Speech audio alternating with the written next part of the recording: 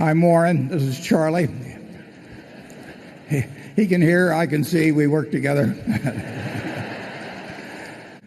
I'd like to start it off with John Landis. And do we have a spotlight that we can pick out John? John is the man that directed, conceived, etc., of the Floyd Mayweather fight. And John, as you know, he directed Coming to America, Animal House, and the one I particularly like is Trading Places. If you haven't seen Trading Places, by all means get it. It has Dan Aykroyd and Eddie Murphy and Charlie's favorite Jamie Lee Curtis. And it's a truly great movie. They brought back Ralph Bellamy and Don Amici. Don Amici had disappeared. Well, John, thank you. Thank you. He did all that and now came to the meeting. We really appreciate it. A few months ago, while she was already working on this meeting, I said to Carrie, I think it'd be kind of nice if we had a commemorative book, sort of a retrospective on the 50 years. And I said, would you mind turning out a book, in your spare time during these couple of months while you're putting together the meeting? And she put together what I think is an absolutely terrific book, which we have outside. We printed up. We thought we printed 15,000 copies, but I think they're not quite that many. We sold 5,000 yesterday and then held back copies. But it's really a nice history of Berkshire Hathaway, and the credit 100% goes to Carrie for putting that together. So I'd just like to thank her personally, and I hope you'll thank her. And we're missing one of our great directors, Don Keogh, my neighbor from over 55 years ago. He was a coffee salesman then for Butternut Coffee, for those of you around Omaha. He broadcast Nebraska football games, and around 1950 had a radio show on WOW for 15 minutes. He was followed by a fellow named Johnny Carson, who had another 15-minute program. And Don, when I would see him in later years, he'd always say, what happened to that Carson fellow? And Don died a few weeks ago, but we are very grateful that his wife, Mickey Keogh, has joined us together. So let's have a hand for Mickey Keogh. Mickey practically raised our kids, so if they have any faults, you talk to Mickey about it. We have just... We have one slide that relates to our quarterly earnings that we could put up. We released these yesterday afternoon, and nothing particularly remarkable. The railroad, BNSF, did dramatically better last year, not only in earnings, but in all kinds of performance measures. In terms of train velocity and on time and you name it, so that we got behind last year early in the year, and there's been lots of money and, more important, lots of effort spent to get the railroad operating like it should be. And in the first quarter, those efforts paid off. We gained share. Our earnings relative to other railroads improved dramatically. So, we've got the trains running. We're going to spend a lot of money making sure we get even better. But the improvement has been huge, and I want to thank Matt Rose and Carl Ice for really extraordinary performance in having our railroad running the way it should be running. So thanks, Matt and Carl.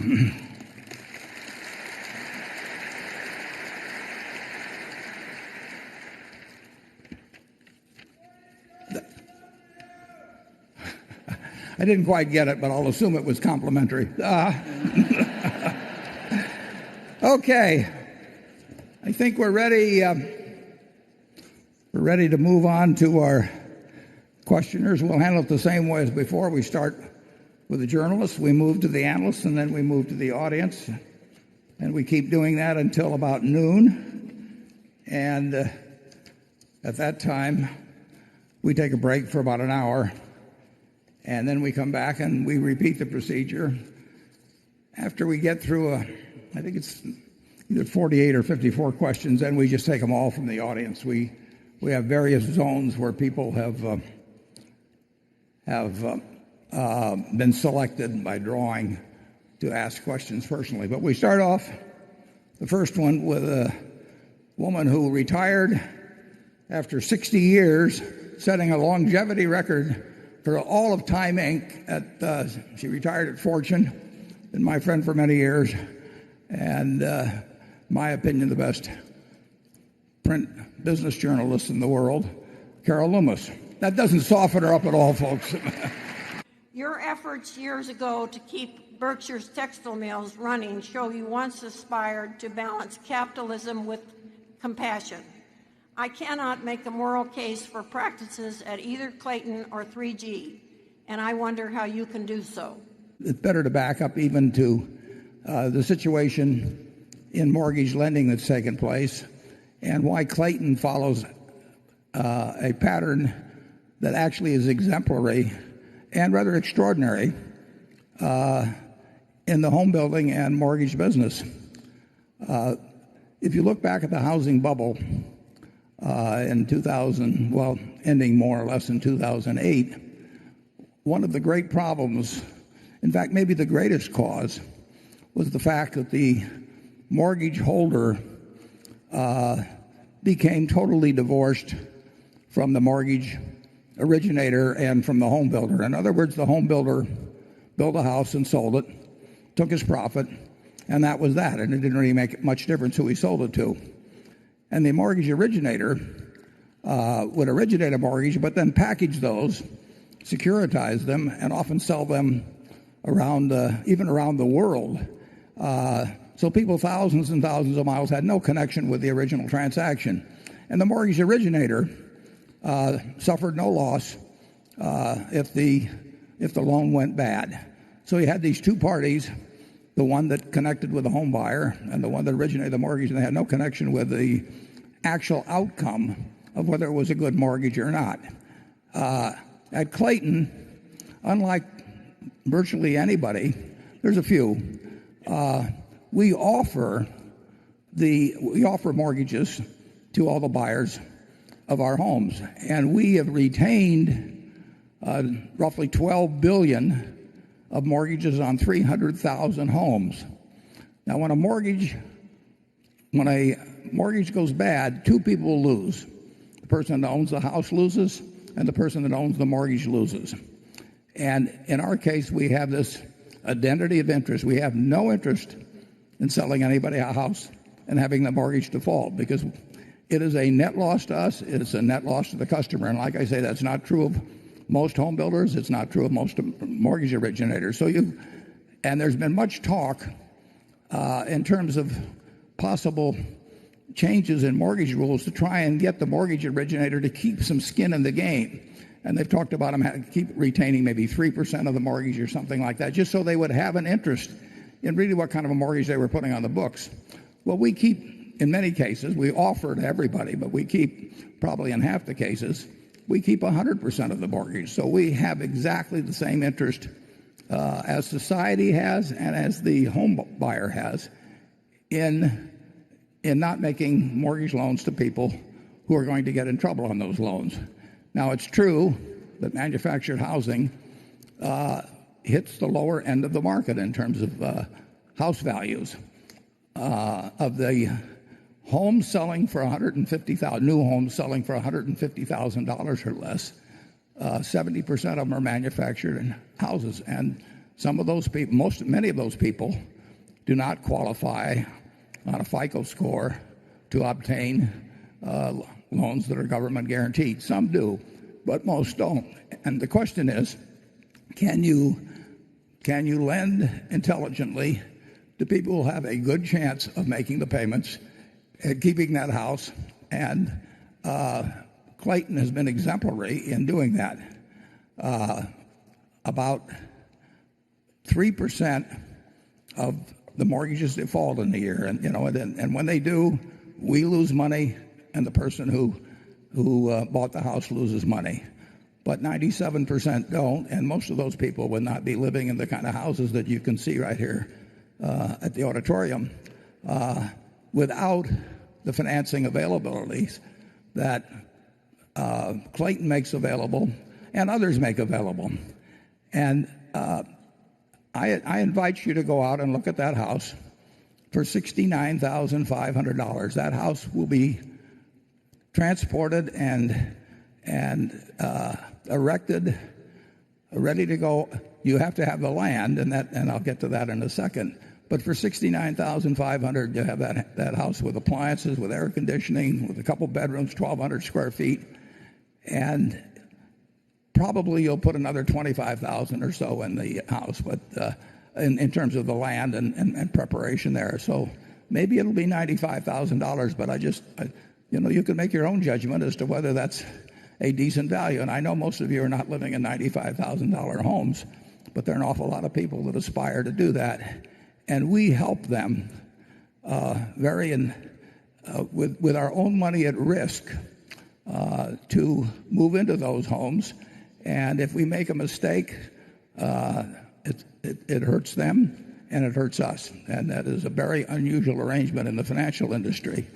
Now, I read that story, and in it, there was an item in it which, reading through the story, I just knew wasn't true. I mean, nobody that knew anything about manufactured housing could have put that up. But I'd like to put that up on the slide where it says another Clayton executive said at a 2012 affidavit that the average profit margin on Clayton homes sold in Arkansas between 2006 and 2009 was $11,170, roughly 1/5 of the average sales price of the homes. So this fellow is quoting somebody as saying that we're making a 20% profit on home sales. Well, I knew that was nonsense, so I asked for the affidavit. And I read the affidavit about 3 times, and nowhere in that affidavit was a statement made. Now, what was said was what I'd show in the next slide. It's hard for me to see what's up there, but it should show item 6, where it says Clayton manufactured homes sold 2,201 homes, and item 7 that 4% of the gross profit from the home sales total $983,000. So if we'll move to the next slide, I did a little arithmetic, and sure enough, if you take 25 times the commission was 4%, so you take 25 times, and then you divide by the number of homes, you come up with 11,170. But that statement in the affidavit said gross profit. And gross profit is not the same thing as profit. I'm not sure that the fellow that wrote the story understood that. So I have put on the next page the difference, for example, of a couple other retailers. I've put Macy's and Target. And Macy's has a 40% gross profit margin, but a pre-tax margin of 8.5%, after tax of 5 and 4. Gross profit is if it's the case of Macy's, what they pay for a sofa or something and what they sell it for. But they also have the expenses of paying salespeople, rent, utilities, advertising, all kinds of other things. So the idea that gross profit and net profit are the same thing is, anybody that understands accounting would never make a mistake like that. In our particular case, on the next page, our gross margin is what the fellow said in the affidavit, and he used the word gross of 20%. But the writer of the story turned that into a profit margin, and our profit margin is actually 3%. So I just like to point out the mathematics on that particular subject. There's one other item you should see, and again, I have trouble seeing what's up there. But we have in every retail Clayton establishment, we have a lender board which shows exactly what a variety of lenders are willing to do and what their terms are. And we also have a sheet which I think will be put up there. And it's less than a full page, and it sets out the lenders who are available. And at the very top, I'm just looking to see whether I can find that right here. at the very top of it, it basically says, check out more than one lender, and you can send the application to any of these people. And we have people sign at the bottom, and there's no small print on it. I can't see it here, but it may look like small print. But it's one page, and multiple lenders are put on that sheet. Sometimes people borrow. If there's a credit union in San Antonio is very big. The local bank is very big.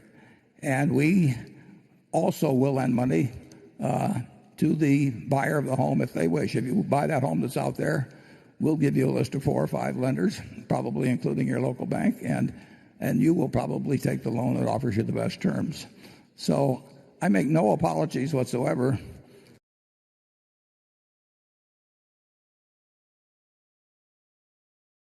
Various ways. I mean, some people call to the office, some people write in. I can say that in the last 3 years, I have not received one call. We got 300,000 loans. I have not received one call from any party in connection with a Clayton home.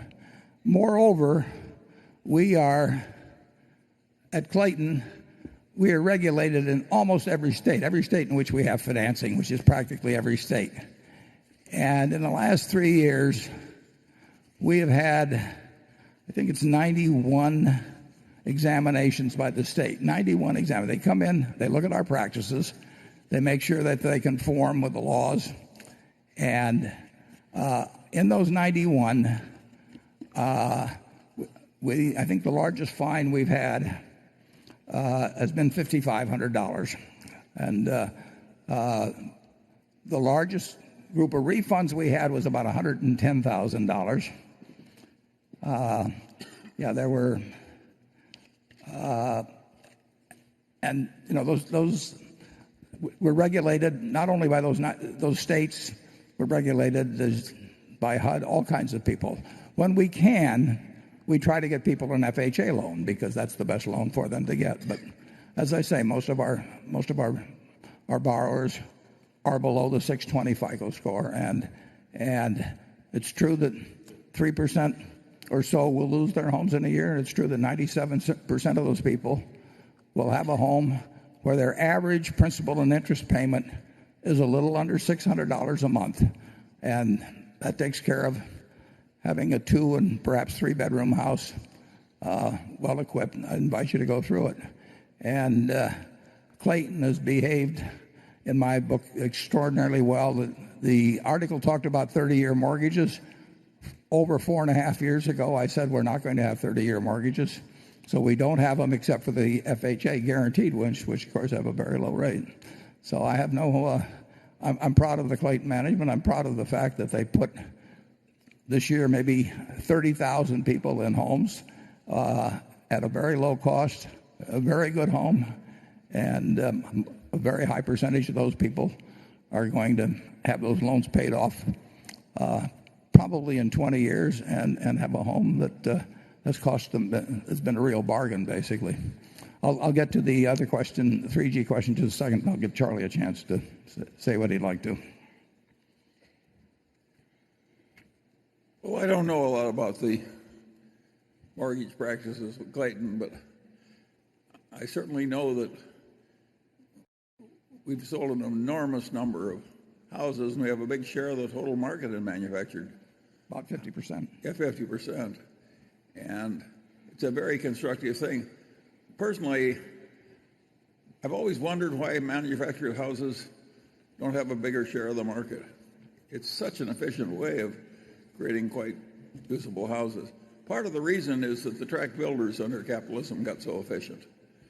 And isn't Clayton now doing some tract building itself? Yeah. I think so, yes. Mm-hmm. So Clayton is a very productive part of the economy, but we can't make lending to poor people who buy houses 100% successful for everybody. We wouldn't be running the business right if the foreclosure rate was 0. Too many people would deserve credit that wouldn't get it. Yeah, the big causes of default are the loss of a job, death, and divorce, and that happens with high-priced houses as well, but it happens more often with people that are living closer to the edge.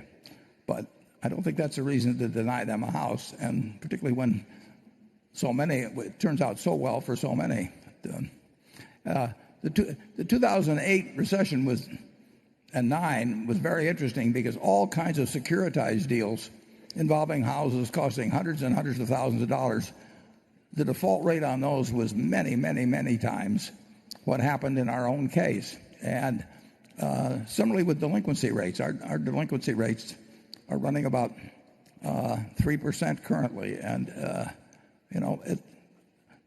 the people want to live in those houses, and I think they deserve the right to. Incidentally, a few years ago, we had a couple of houses here. We called them the Warren and the Charlie.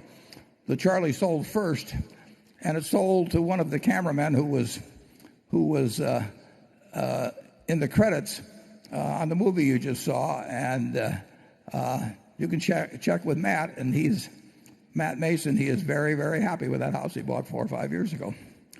The second question was about 3G, and I don't think you can ever find a statement that Charlie and I have ever made in terms of Berkshire's companies or anybody else's where we said that there should be more people working than are needed in a company. And the 3G people have been successful in building marvelous businesses, and it is true that they have entered into some purchases where there were considerably more people running the business than needed. And the interesting thing is that after they reduced the headcount to the number needed, the companies have done extremely well. I mean, you've seen Burger King outgrow its main competitor by a significant margin. You've seen Tim Horton have some very good figures in the first quarter, and I don't know of any company that has a policy that says we're going to have a lot more people than we need. But a good many companies end up in that position, and if 3G buys into one, they quite promptly and treat people well in terms of the severance, but they get it down to what they need. And I hope our Berkshire companies are not being run with more people than they need either. They usually aren't when we buy them, and we look for those kind of companies that are well managed. 3G will, if they find out that 100 people are doing what 50 people can do, they'll get it to where 50 people are doing it, and I think that actually makes sense throughout American business. Charlie? Well, the alternate to the system of having your company right-sized, the right number of people, is what eventually happened in Russia. And there everybody had a job. And the way it all worked out was some worker said, well, they pretend to pay us and we pretend to work. And the whole damn economy didn't work. Of course we want the right number of people in the jobs. It's interesting, in the railroad business, after World War II, in 1947 or thereabouts, I think there were about 1.6 million people in the railroad business, and it was a lousy business. And capital was short for any kind of improvements. And now there are less than 200,000. So they've gone from 1.6 million to less than 200,000, carrying more distance and doing it in far safer conditions. Safety has improved dramatically in the railroad industry. And if somebody thinks it would be better to be running the railroads with 1.6 million, people doing it, you would have a terrible railroad system. You wouldn't have anything like you have today. Efficiency is required over time in capitalism, and I really tip my hat to what the 3G people have done. Van Tuyl is a fabulously productive auto dealer that has, since its founding, used a traditional negotiated model with a particular successful emphasis on profitable add-on insurance and financial products. Meanwhile, at least some other auto dealers have adopted or are moving towards models which emphasize fixed prices, transparency, and low sales pressure. Will Van Tuyl eventually need to adapt to this new mode of selling, or do you feel the traditional method of selling cars will be viable for decades into the future?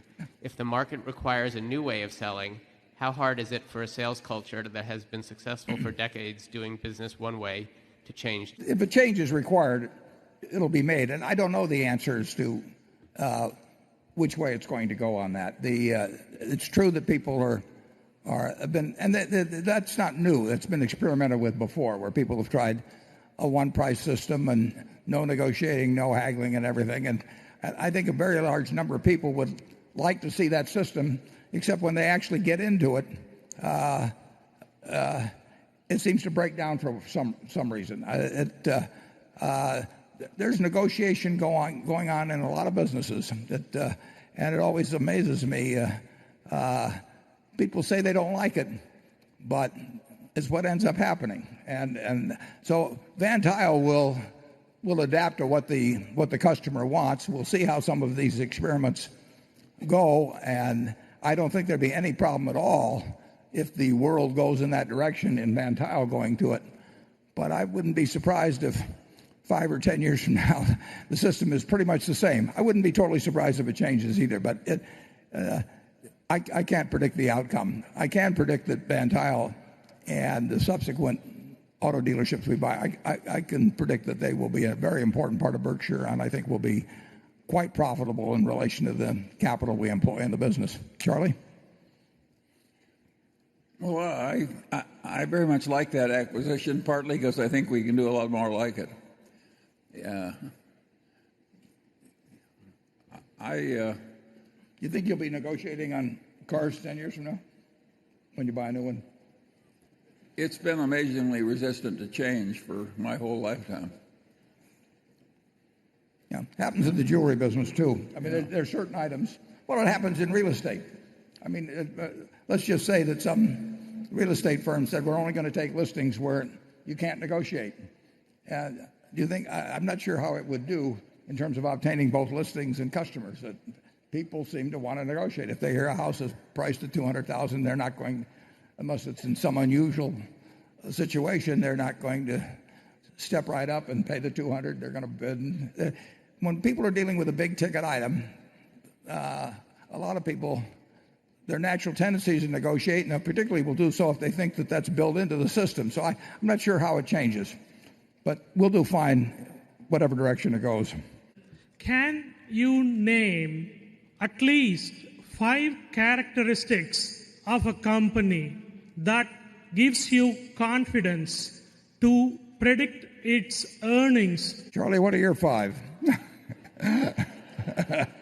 We don't have a one-size-fits-all system for buying businesses. They're all different. Every industry is different. And we also keep learning. So what we did 10 years ago, we hopefully are doing better now. But we can't give you a formula that will help you.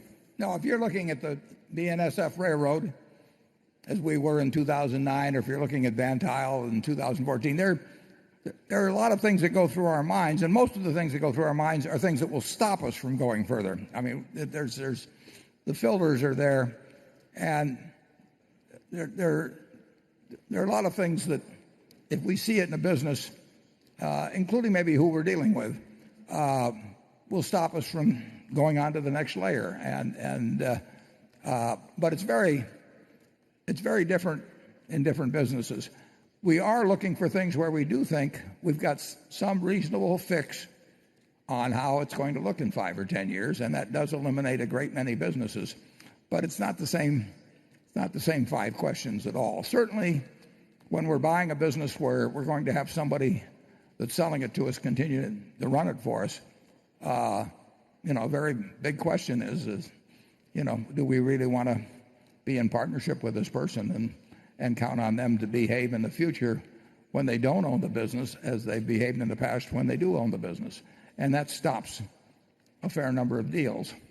But I can't give you a 5.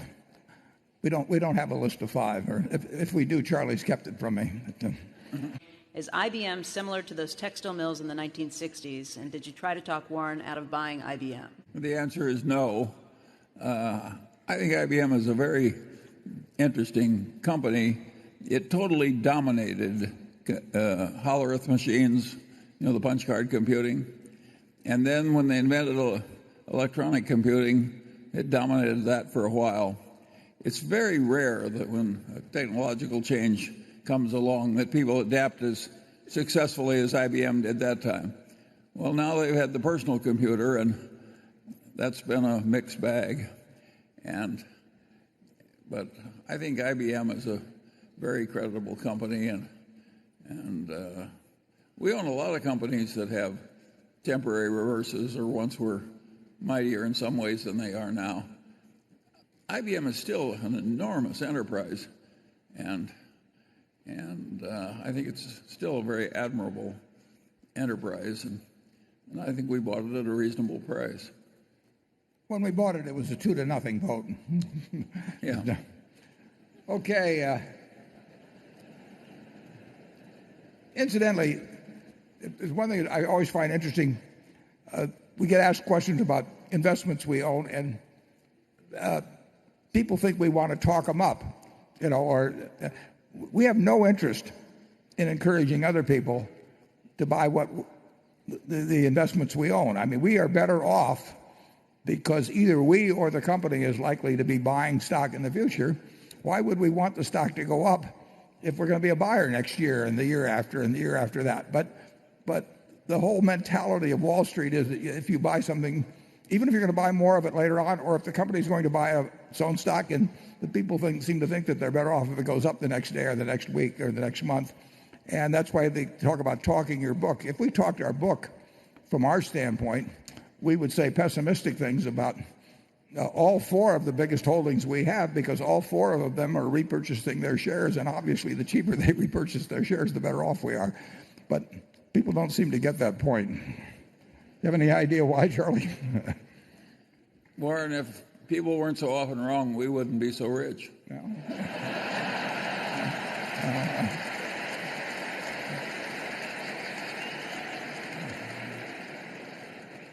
He's finally explained it to me. Okay. In his letter, Charlie talked about Berkshire's insurance success, quote, being so astoundingly large that I believe that Buffett would now fail to recreate it if he returned to a small base while retaining his smarts and regaining his youth. So, what do you think are the conditions in the insurance industry today that would inhibit a repeat of that performance? Well, I had many pieces of luck, but I had 3 extraordinary pieces of luck in terms of the insurance business. One was when I was 20 years old, having a fellow on a Saturday, a fellow named Lorimer Davidson, be willing to spend 4 hours with some 20-year-old kid who he never heard of before, explain the insurance business to him. So I received an education at age 20 that I couldn't have gotten at any business school in the United States. And that was just pure luck. I mean, I just happened to go to Washington. I had no idea I would run into him. I had no idea whether he would talk to me. And he spent 4 hours with me. So just chalk that one up, the chances of that happening again. In 1967, I got lucky again when Jack Ringwald, who for about 5 minutes every year wanted to sell his company because he would get mad about something. Some claim had come in that he didn't like or something of the sort. And I told my friend Charlie Hyder, I said, next time Jack is in the mood, be sure and get him to my office. And Charlie got him up there one day, and we bought National Indemnity. We couldn't have done that. We not only couldn't have done that a day later, we couldn't have done it an hour later. But it just, and that was lucky. And then I really got lucky in the mid-'80s when, on a Saturday, some guy came in the office and he said, I've never worked in the insurance business, but maybe I can do you some good. And that was Ajit Jain. And how lucky can you get? So if you ask me whether we could pull off a trifecta like that again in the future, I'd say the odds are very much against it.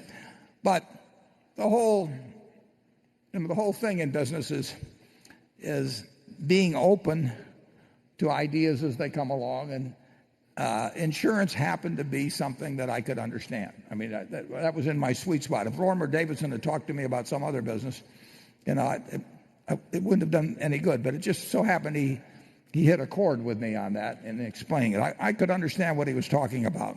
And I could understand what national indemnity was when Jack had it for sale. And there's an awful lot of accident in life. But if you keep yourself open to having good accidents happen and kind of get past the bad accidents, some good things will happen. Might not happen in insurance, it can happen in some other field. Probably would happen in some other field if you were to start in today. So, no, we could not have, you couldn't expect to have 3 lucky events like that happen, and there were many more along the way. But, I think if we were starting over again, we'd find something else to do. What about it, Charlie?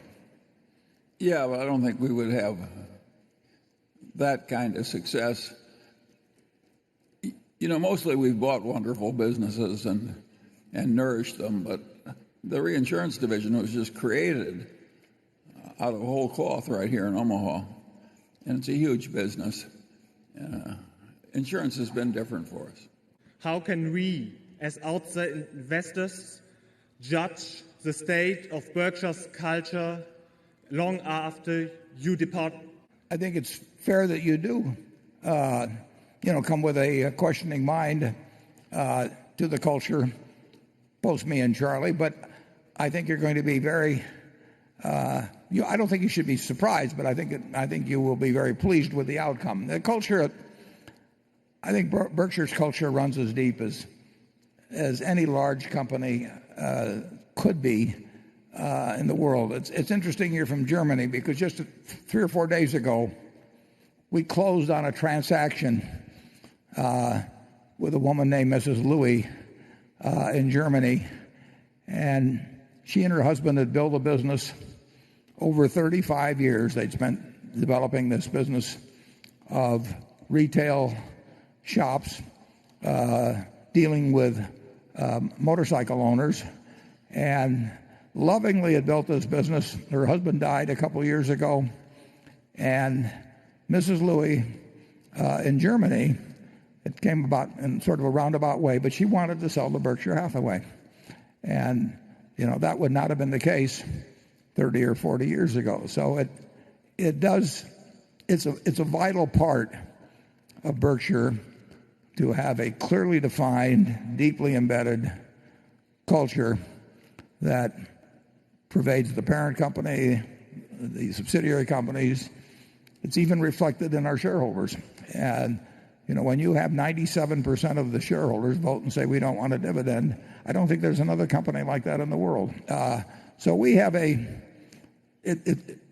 our directors sign on for it, and there again, we behave consistently. Instead of having a bunch of directors who love to be a director because they'd like to get $200,000 or $300,000 a year for showing up 4 times a year, we have directors who look at it as a great opportunity for stewardship, and who want their ownership and have their ownership represented by buying stock in the market exactly like you do. So we try to make clear and define that culture in every way possible, and it's gotten reinforced over the years to an extreme degree. People who join us believe in it. People who shun us don't believe in it. So it's self-reinforcing, and I think it's a virtual certainty to continue and to become even stronger, because once Charlie and I aren't around, it will be so clear that it's not the force of personality, but it's institutionalized, that nobody will doubt that it will really continue for decades and decades and decades to come. Charlie? Well, as I said in the annual report, I think Berkshire's going to do fine after we're gone. In fact, it'll do a lot better in dollars. But percentage-wise, it will never gain at the rate we did in the early years. And that's all right. There's worse tragedies in life than having Berkshire's assets and have the growth rate slow a little. Name one. Warren, I have one not very far ahead. I should say that culture is everything at Berkshire. And if you run into a terrible culture, it's the Solomon thing was up there on the screen, and it would be hard to turn Solomon into a Berkshire. I don't think we could have done it, Charlie. I don't think anybody's ever done it on Wall Street. It's a different world, and that doesn't mean that Berkshire is a monastery by any means, but it does mean that I can guarantee you that Charlie and I and a great many of our managers are more concerned, and Kerry Soba, who put this meeting together and everything, they are more concerned about getting a good job done for Berkshire than what they get out of it themselves. And it's great to work around people like that. Have we reached an inflection point in human behavior in how consumers view sugar consumption? And do you think Coca-Cola's moat and potentially that of Heinz or Kraft's is narrowing? And if not, what news would it take you to be convinced that it is? Well, I think it's an enormously wide moat, but I think it's also true that the trends you described are happening. But there will be 1.9 billion 8-ounce servings of Coca-Cola products, not Coca-Cola, but Coca-Cola products consumed in the world today. And I don't think you're going to see anything revolutionary, and I think you will see all food and beverage companies adjust to the expressed preferences of the consumers as they go along. No company ever does well ignoring its consumers, but there will be, I would predict 20 years from now, there will be more people, there will be more Coca-Cola cases consumed than there are now by some margin. Back in the late 1930s, Fortune ran an article saying that the growth of Coca-Cola was all over, and when we bought our Coca-Cola stock in 1988, people were not that enthused about gross possibilities for the product. I sit here as somebody who, in the last 30 years, 1/4 of all the calories I've consumed come from Coca-Cola. And that is not an exaggeration. I am 1/4 Coca-Cola. I'm not sure which quarter, but if you really, I don't think there is this choice. I think there's a lot to be said about being happy with what you're doing. If I'd been eating broccoli and Brussels sprouts and all that all my life, I don't think I'd live as long. Every meal I would approach thinking, it's like going to jail or something. And no, I think, Charlie?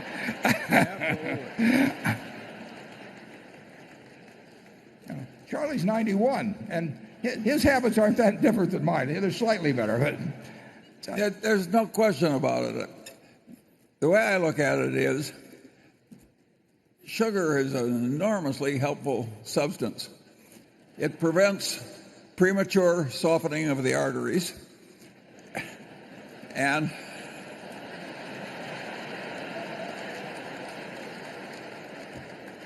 the way I look at it is that if I die a little sooner, that'll just be avoiding a few months of drooling in a nursing home. Charlie and I have enjoyed every meal we've ever had virtually, except when I was eating at my grandfather's, and he maybe eat those damn green vegetables. But there obviously are some shifts in preferences, although it's remarkable how durable items are in this field. Berkshire Hathaway, I believe, was the largest shareholder of General Foods from about 1981 or thereabouts to about 1984 when it was bought by Philip Morris.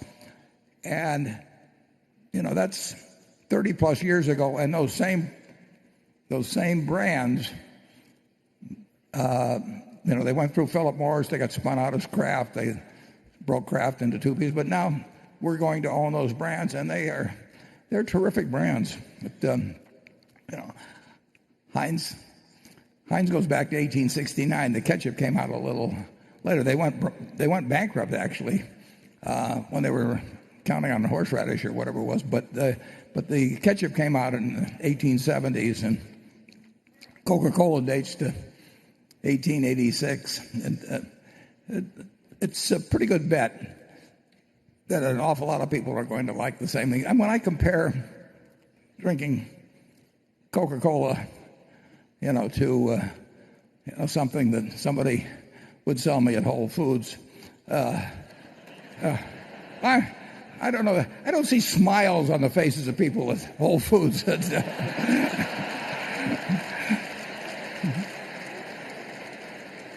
So I like the brands we're buying. But where do you feel the greatest return will come from longer term? Rolling up auto dealerships or tapping into the advantages that are inherent in the full service model? There are not any huge advantages of scale, at least that I'm aware of, in owning lots of dealerships. But running dealerships well is a very good business. It's a local business. So I don't see that having there's 17,000 dealers in the country. And if you ask the people here in Omaha to name a bunch of dealers, they'd come up with a bunch of local names. And I don't think that you widen profit margins, particularly by having 1,000 dealers versus having 100 or even having one very good dealer. So we will be buying, I hope, more dealerships, but it will be based on local considerations. We don't see the finance business in dealers. We don't bring anything to that party. John Stumpf is here from Wells Fargo. I think they're the biggest auto finance company in the United States. And they have a cost of funds advantage over Berkshire. Berkshire is able to borrow money at a low price, but I forget whether John's liabilities cost him something like 12 basis points or something like that last quarter. And we can't come up with money as cheap as the banks can, and they're the natural lenders for loans. So we're not going to be in the finance business. We will keep looking for dealerships, maybe groups of dealers. It doesn't give us a buying advantage from the manufacturer, and we will hope that we run those local operations very well, and that they're regarded by the people who buy cars as a local business, not some part of some giant operation. So I think you'll see us buying more, but I don't think you'll see us widening out margins from what existed before, except in the cases where we can run a local dealer better. Charlie? Well, yes, and Van Tuyl has a system of meritocracy where the right people get the power and get some ownership and so on. It reminds me a lot of the Kiewit Company, an Omaha company in whose headquarters Berkshire resides as a tenant. And the Van Tuyl and Kiewit are kissing cousins. Those are very successful cultures, and I think they've got a very good thing going for them. The right people are prospering in Van Tuyl. Some tips from you about what characteristics you thought about 45 years ago when you were building the culture and values at Berkshire Hathaway. Culture has to come from the top. It has to be consistent. It has to be part of written communications. It has to be, it has to be lived, and it has to be rewarded when followed and punished when not. And then it takes a very, very long time to really become solid. And obviously, it's much easier to do it if you inherit a culture you like, and it's easier in smaller firms, I think. I can think of a lot of companies, very big companies in this country, and I don't think if Charlie and I were around them for 10 years, we'd be able to accomplish much of anything. So it is a grain of sand type of thing, and people, just like your child, sees what you do rather than what you say.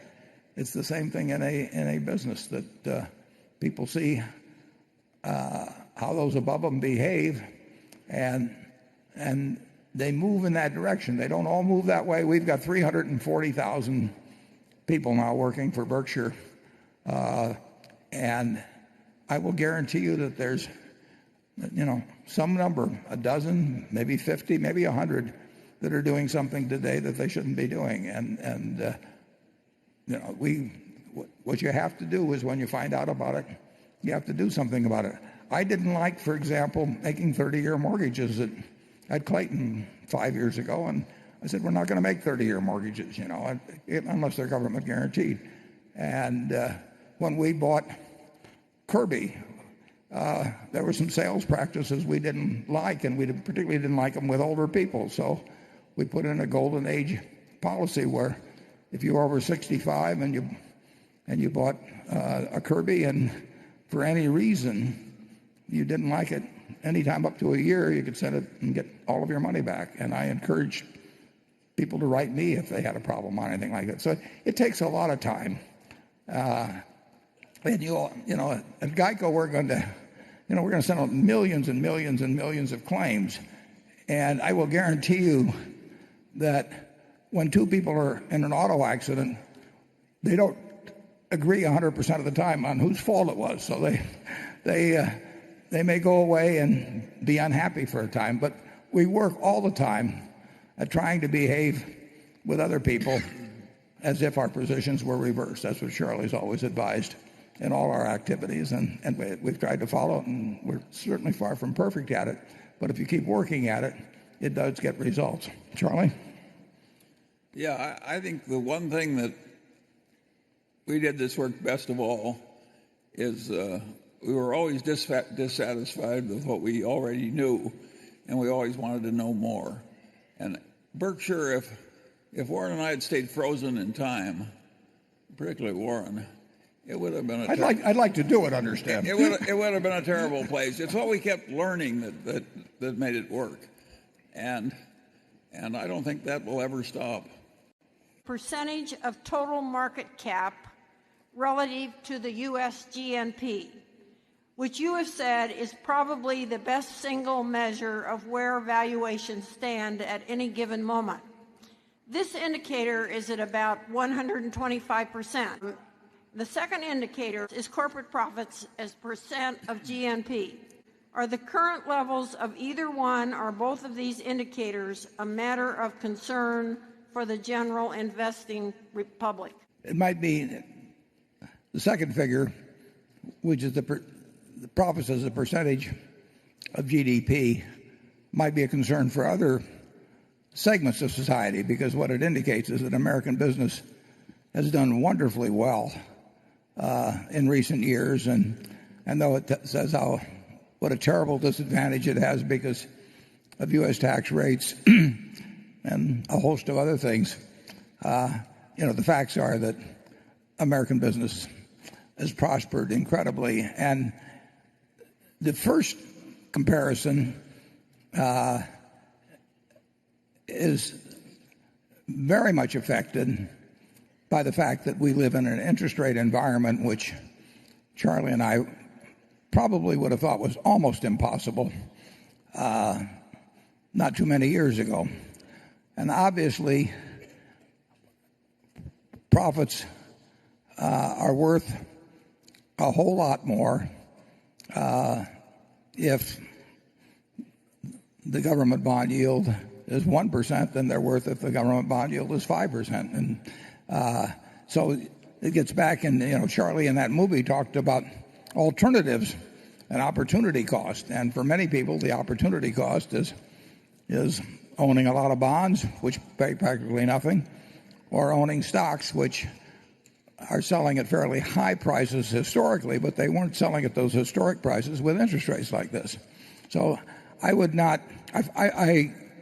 I look at those numbers, but I also look at them in the context of the fact that we're living in a world that has incredibly low interest rates, and the question is how long those are going to prevail. Is it going to be something like Japan that goes on decade after decade, or will we be back to what we thought was normal interest rates? If we get back to what are normal interest rates, stocks at these prices will look pretty high.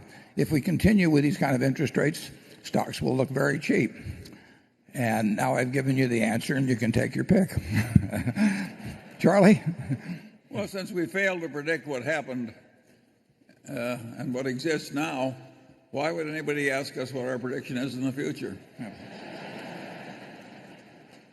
Incidentally, the one thing I can assure you, Charlie and I, to my knowledge or my memory, I can't recall ever us making an acquisition or turning down one based on macro factors. That and we talk about deals when they come along, but whether it was See's Candy or whatever it might have been, the Burlington Northern, we bought at a terrible time,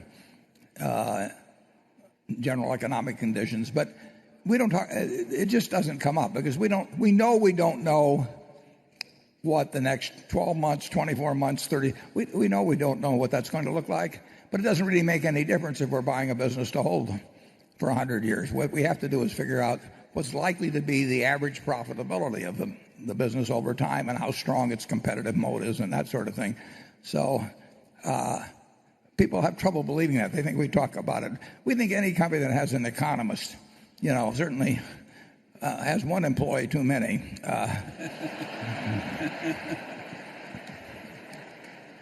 Charlie? Yeah.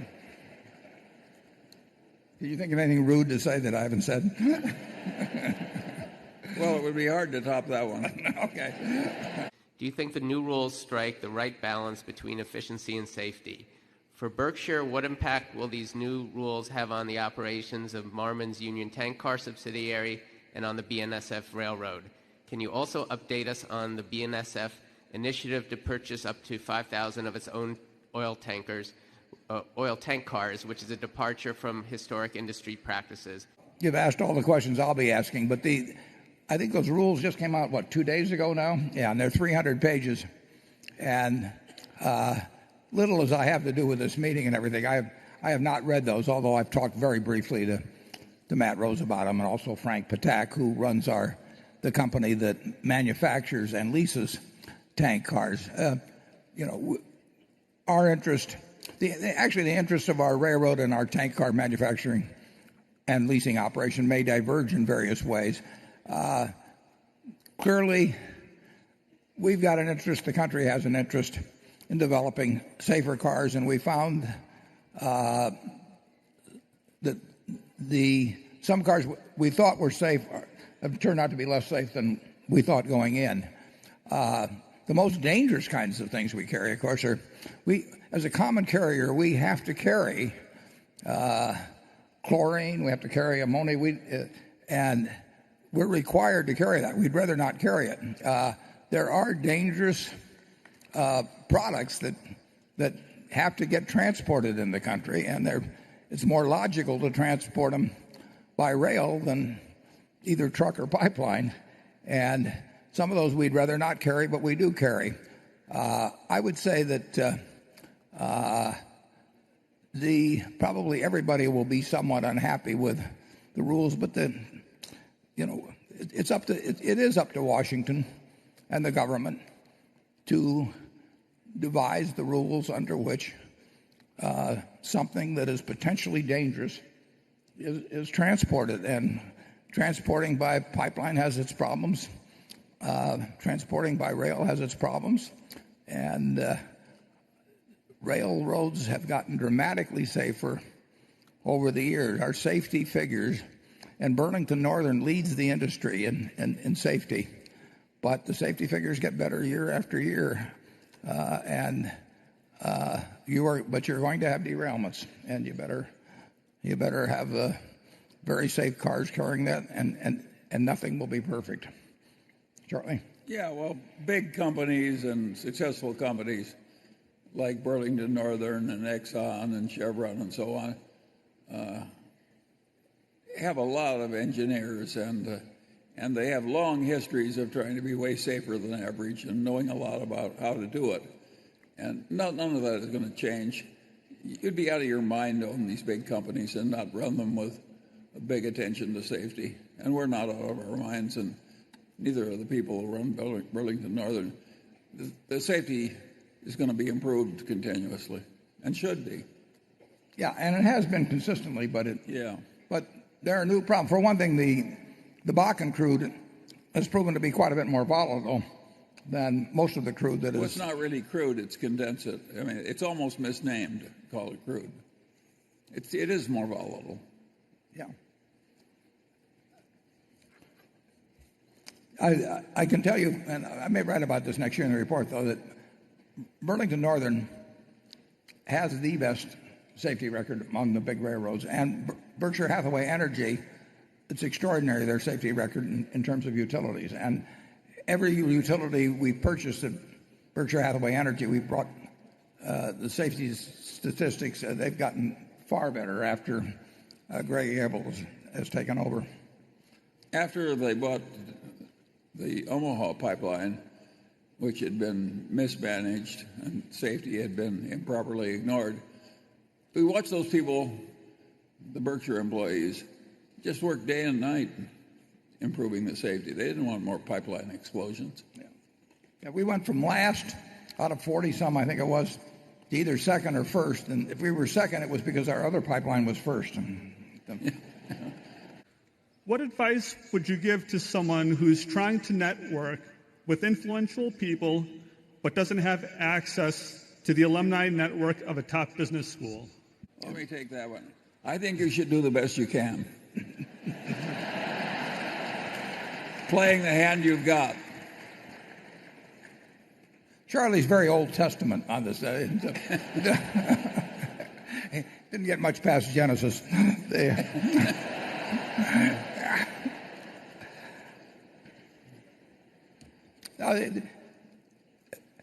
If it was his question that he didn't have a lot of associations because he'd like to have you help him tap into do well without business school training. I never had any business school training. Why should you have any?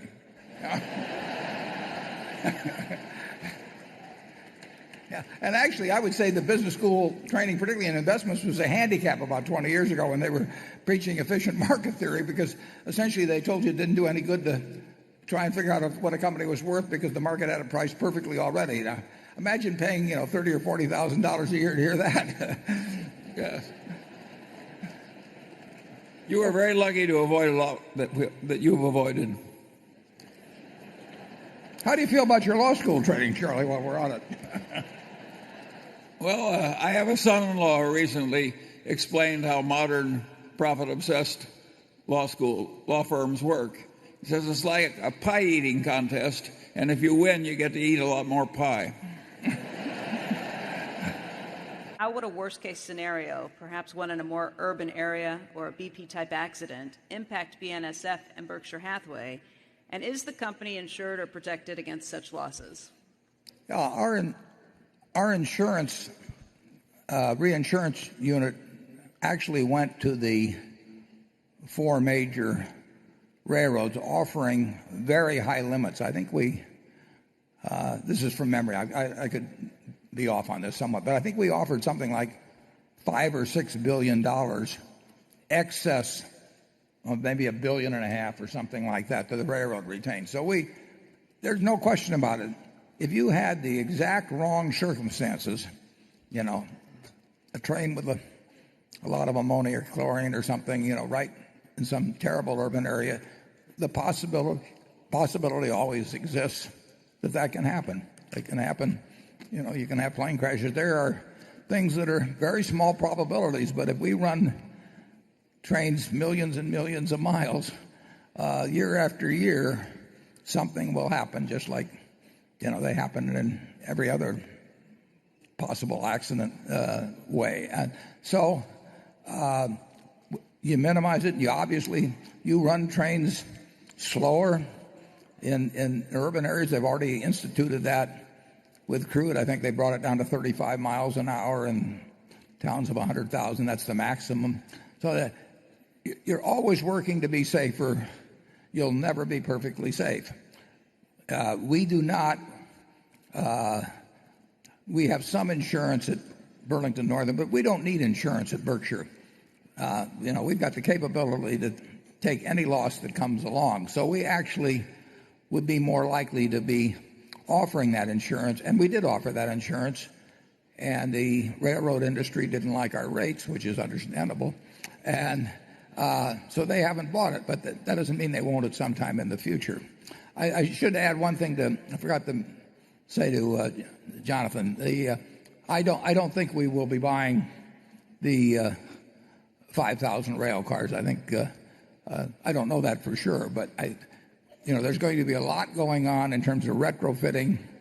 Our Marmon operation has actually taken on a new facility that will be working very hard. Once we know what the retrofit requires, we will be, I'm sure, working 3 shifts on retrofitting cars. Probably our own, probably some other people's. Will be building new cars. The industry has been waiting to see what the requirements would be before moving ahead. The first quarter of 2015, there were practically no tank cars ordered. There's a backlog, but there's no tank cars that were ordered because we need to see what the regulations are. But we'll be very active in retrofitting and in manufacturing new cars. But I don't think we'll be. Historically, the railroads have never really owned tank cars. That goes back to the Rockefeller days. And I think the present method of having car lessors, such as the one we own, I think will continue in the future rather than having the railroads own them. I have a question on intercompany transactions within the insurance companies. What is the main purpose of all those movements? What financial flexibility might it provide you, and why now? Yeah, well, there are a lot of things at Berkshire that the why now is can be answered by the fact, well, we just got around to it. The huge chunk of capital in the insurance companies is at National Indemnity.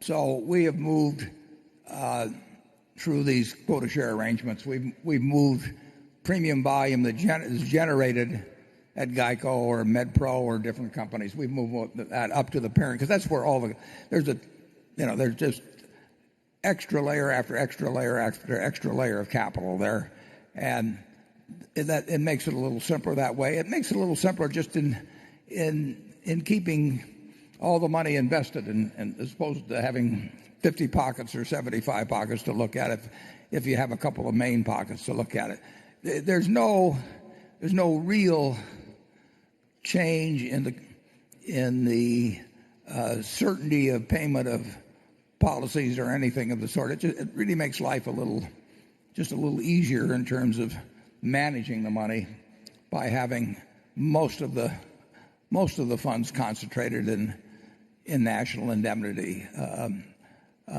So there's no mastermind to it. We ended up with a few companies in GEICO Corp, which was a holding company for GEICO itself, and it just seemed that we probably ought to get those up to the parent company level, and we put them there. But our general approach is just to keep every place loaded with more capital than anybody could possibly conceive of us needing, and that's going to result more and more probably in the funds being concentrated in National Indemnity.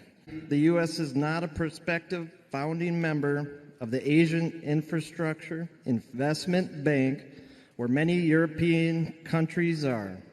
The AIIB is relatively small, but if this is part of an ongoing trend in the next 50 years, how will that impact the U.S. multinational corporations?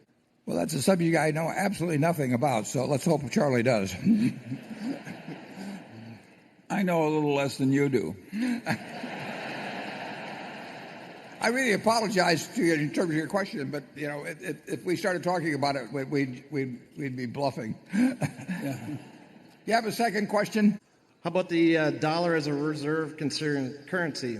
Do you have any issues or concerns in the next 50 again? I think the dollar will be the world's reserve currency 50 years from now, and I think the probabilities of that are very high. Nothing certain, but I would bet a lot of money on that one. Charlie? Well, I have a little feeling on that subject. I'm probably more nervous than a lot of people about printing a lot of money and spending it. There are times when you have to do it, I'm sure. And we just came through one. But I'm happier when we print money and use it improving infrastructure than I am when we just spread it around with a helicopter.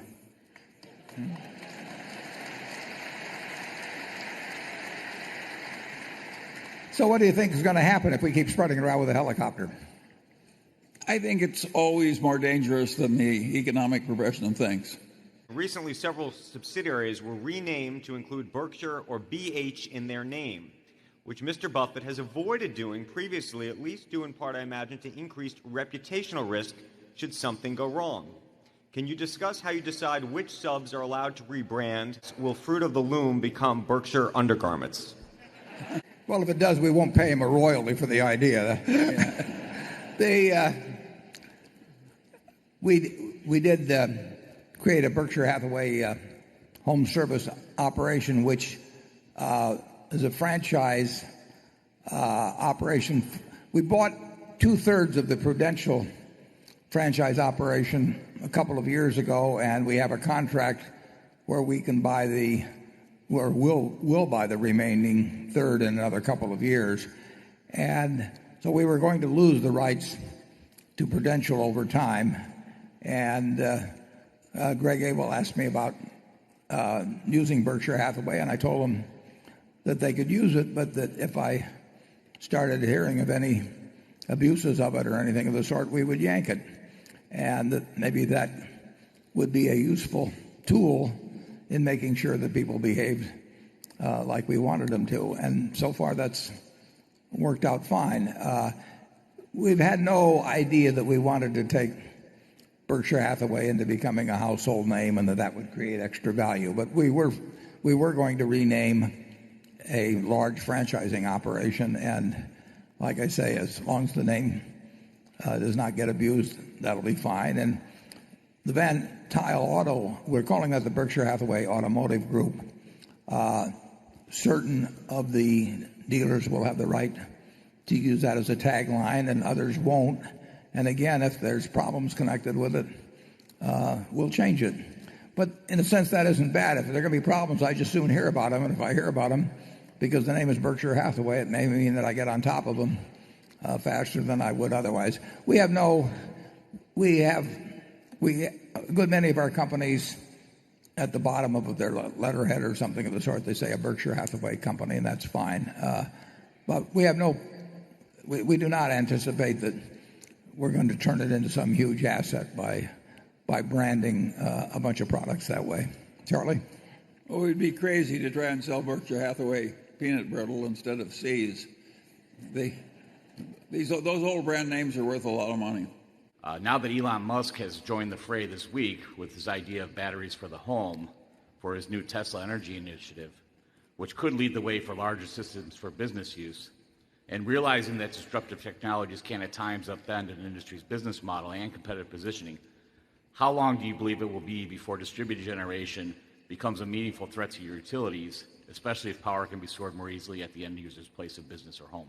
You put your finger on storage being the key. And Charlie follows storage a good bit more than I do, and maybe I'll have Greg Abel talk about it. But obviously, distributed energy is something we pay a lot of attention to. One of the probably the best defense is to have very low cost energy, and Mid-American's done a terrific job in that respect. And the figures in terms of people who have adopted solar in our territories are just minuscule, and to stay that way. But huge improvements in storage would make a difference in a lot of ways. And Charlie, what are your thoughts on that? Well, obviously we're going to use a lot more renewable energy because the fossil fuels aren't going to last forever. And obviously Berkshire is very aggressive and very well located in terms of this development. I grew up here in this part of the world, and to have 20% of the power of Berkshire utilities in Iowa coming from the wind, I regard as a huge stunt. And it's, of course, very desirable in a windy place like Iowa, where the farmers like the extra income, to be getting a lot of power out of the wind. And, of course, we're going to have a lot better storage, and the technology has been improving And it's not a threat, it's a huge benefit to humanity, and I think it'll be a huge benefit to Berkshire. I mean, everything is working for us. I love owning Mid-American and Arrow, when we're going to have more storage, more wind, more solar, more grid. And I think we're so lucky. What the hell would we do as the fossil fuels run down if we didn't have the sun to use indirectly in these forms? And of course, there's going to be a lot more storage, and of course there'll be some disruption in the utility industry, but there'll be more opportunity, I think, than disruption. Just in the last week, we've announced we're already the leader, and we've announced 2 different projects, one in Nebraska. I think it's 400 megawatts in Nebraska.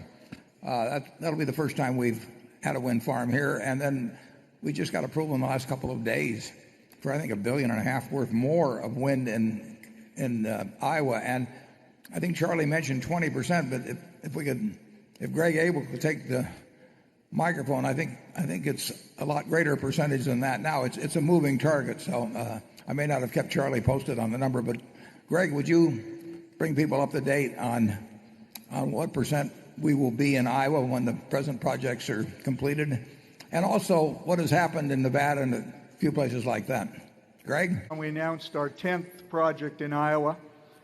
That brings us to more than 4,000 megawatts built over the last 10 years in that state.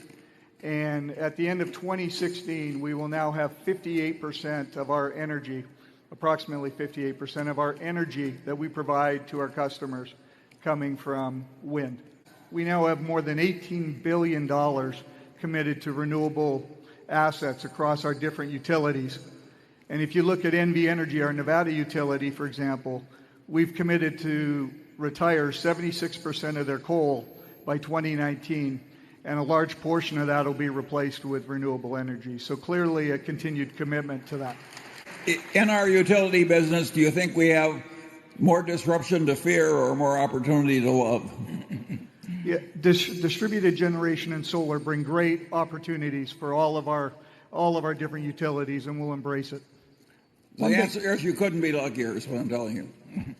One thing that has helped in this respect is that wind and solar, the development of wind and solar at present, are dependent on tax credits. In other words, the federal government's made a decision that the market system would not produce solar or wind under today's economics, but it has an interest as a society in developing it, so they have established a credit. I think it's electric is 1.9 cents a kilowatt for 10 years.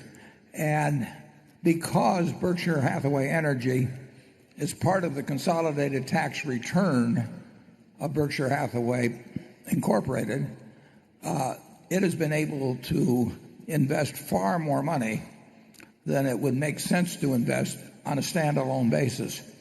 Among electric utilities in the United States, there's really no one situated as well as Mid-American Energy is, because it's part of this consolidated tax return, to really put its foot to the floor in terms of developing wind and solar. So it's become the biggest developer by far among the utility industry, and I think it's very likely to continue to be, simply because most utilities really don't pay that much income tax, and therefore they're sort of limited in how far they can push development of wind and solar.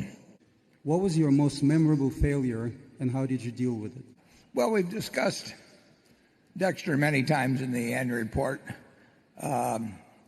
where I, back in the mid-1990s, I looked at a shoe business in Dexter, Maine, and decided to pay $400 or so million for something that was destined to go to zero in a few years, and I didn't figure that out.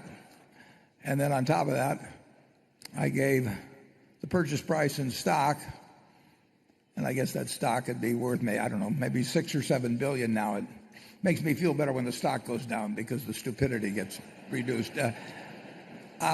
Nobody misled me on that in any way. I just looked at it and came up with the wrong answer. But I would say almost any time we've issued shares, it's been a mistake. Wouldn't you say that, Charlie? Of course. Yeah. We don't do it much anymore. No. We probably could have pushed harder, particularly in the earlier years. We've always been, we've had all of our own net worth in the company. We've had all our family's net worth, and we've had all these friends that came out of our partnership, many of whom put half or more of their net worth with us. And so we've been very, very, very cautious in what we've done, and there probably were times when we could have stretched a little and pulled off something quite large that we made a mistake looking back. But I wouldn't want to take a 1% chance, of wiping out my Aunt Katie's net worth or something. It's just not something in life that I could live with. So I would rather be, 100 times too cautious than 1% too incautious, and that will continue as long as I'm around. But people looking at our past would say that we missed some big opportunities that we understood and could have swung if we'd wanted to go out and borrow more money. Charlie? Well, it's obviously true. If we had used the leverage that a lot of successful operators did, Berkshire would be a lot bigger. A lot bigger. A lot bigger. But we would have been sweating at night. It's crazy to sweat at night. Over financial things. Over financial things, yes. Yeah. Well, we won't pursue that. And if high rates of inflation did occur, how would the consequences for Berkshire compare to those for most large companies? So far, we've been very wrong, or I've been very wrong. Charlie's probably been a little bit wrong, too. Of course. Yeah. No, I would not have predicted that you could have 5 or 6 years of, close to zero rates and now get negative rates in Europe and run fairly large deficit, although the current deficit is not that large. I mean, the country could sustain on average, 2 or 2.5% deficits forever and not increase the ratio of debt to GDP. So the word deficit is not a dirty word, but very large deficits and sort of uncontrollable are scary. But we've taken the Federal Reserve balance sheet up from $1 trillion to over $4 trillion, and we've done a lot of things that weren't in my Economics 101 course, and so far nothing bad has happened except for the fact that people who saved and kept money in short-term savings instruments have just totally gotten killed in terms of their the income that they receive from that. But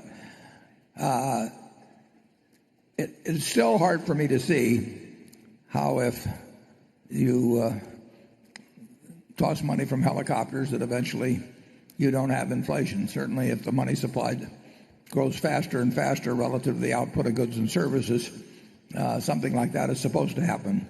But I've been surprised by what's happened. When Poland issues bonds at a negative interest rates, I did not have that on my list of forecasts a few years ago. And so I think we're operating in a world that Charlie and I don't understand very well, and to the second part of the question, I think Berkshire, in almost any kind of environment, will do better than most big companies. I mean, we are prepared for anything. We'll always be prepared for anything. And if we see really unusual opportunities, we're also prepared to act. And that gives us a real advantage over most big companies. We don't count on anybody else. We're sitting with over $60 billion right now. I'd rather be sitting with $20 billion and have made a great $40 billion acquisition. But we will be very willing to act if economic turbulence of any kind occurs, and we'll be prepared, and most people won't be. Charlie? Yeah, we have made very little progress in life by trying to outguess these macroeconomic factors. We basically have abdicated. We're just swimming all the time, and we let the tide take care of itself. And we really we've not seen great successes by others who have been all involved in macro predictions. I mean, they get a lot of airtime, but that's about all that happens. The trouble with making all these economic pronouncements is that people gradually get so they think they know something. It's much better just to say I'm ignorant. Yeah. We will find things, though, under any circumstances. They don't come in an even flow. They may not, and you can't predict the size or anything, but you can be sure that over the next 10 years, you'll see a lot of things you didn't think were possible, and we will occasionally see something that makes sense for Berkshire, and we will be prepared to do it both psychologically and financially. Do you consider any portion of the cash flow from annual increase in deferred taxes to be economic earnings? Is this a sustainable dynamic, or do you expect the relationship between cash and reported taxes to ever flip, for instance, if bonus depreciation ever expires? Given Berkshire's massive appetite for capital spending at the utility and the railroad, is it possible instead that its deferred tax liability will never have to be paid no matter what Congress does with bonus depreciation? And is it perhaps even likely that this form of float will continue to grow? Probably the most likely answer. There's two forms of it, float from deferred taxes. One is the unrealized appreciation on securities, and there, who knows what happens. I don't think the appreciation is going to disappear, but we may decide to realize some of it from time to time. In fact, we could realize a lot of it. If you move over to the depreciation, which you're talking about on the $37 billion, because the total deferred taxes, as I remember, up maybe $60 billion or something like that. That is a factor of accelerated depreciation. And one form or another of accelerated depreciation has been around a long time. Occasionally, I think the bonus depreciation one year went to 100%. I could be wrong on that. Certainly in our utility business, that helps our customer and it doesn't help us, basically. I mean, we will get a return on equity, and that's not free equity to us or anything of the sort. The regulatory commissions take that into account. Return on invested capital, in terms of how the Surface Transportation Board would look at it, again, I don't think we benefit enormously by that. It does mean there's less cash going out the door, and we therefore don't need to borrow as much money for capital investment as otherwise. But I don't think I would look at that as a hidden form of equity. I'd rather have the deferred taxes than not have them, but it's not meaningful there. Now, what could happen is that overwhelmingly those deferred taxes were probably entirely, even except there in the United States, were accrued at a 35% rate. So if the corporate rate changed, then you would have a major change in the deferred tax item, and there's always a possibility of that. But it would be a book entry. It wouldn't mean much. It wouldn't mean much. Yeah. We do the float from the insurance business. We regard as a terrific asset. The deferred tax liability is a plus, but it's not a big asset. I was wondering if you could talk about Henry Singleton's Teledyne and whether you learned lessons from that, used it as a model, and what you think about how it ultimately unwound and how you might want Berkshire to continue differently. Yeah, that's a very good question. And Charlie knew Henry Singleton. I knew a lot about him. I mean, I studied him very carefully, but Charlie knew him personally and as well as studying him. So I'm going to let Charlie answer that. But there's a lot to be learned from both what Singleton did in his operating years and then what happened subsequently. Henry Singleton was very interesting. He was a lot smarter than either Warren or I. Henry was the kind of guy that always got 800 on every test and left early. and he could play chess blindfolded at just below the grandmaster level when he was an old man. That said, I watched him invest, and I watched Warren invest, and Warren did a lot better. He just worked at it. Henry was thinking about inertial guidance, and Warren was thinking about securities, and the extra work enabled Warren to get by with his horrible deficit of IQ compared to Henry. And the interesting thing about... Let's not quantify it. No. The interesting thing about Singleton is he had very clever incentives on all the key executives. And they were tough, and they were important, and they were meaningful. And in the end, he had 3 different Defense Departments that got into scandals. He wasn't doing anything wrong. He wasn't trying to hurt the Defense Department on purpose. But the incentives got so strong, and the culture of performance got so strong that people actually went too far in dealing with the government. Teledyne did. And so we haven't had any trouble like that I know of. Can you think of any, Warren? No, and Charlie and I, we really believe in the power of incentives. And there's these hidden incentives that we try to avoid. One, we have seen, both of us, more than once, really decent people misbehave because they felt that there was a loyalty to their CEO to deliver certain numbers, because the CEO went out and made a lot of forecasts about what the company would earn. And if you go and say, if I were to say that Berkshire is going to earn X per share next year, and we have a bunch of executives in the insurance business that set loss reserves and do all kinds of things, or companies in other areas that can load up channels at the end of quarters, at the end of years.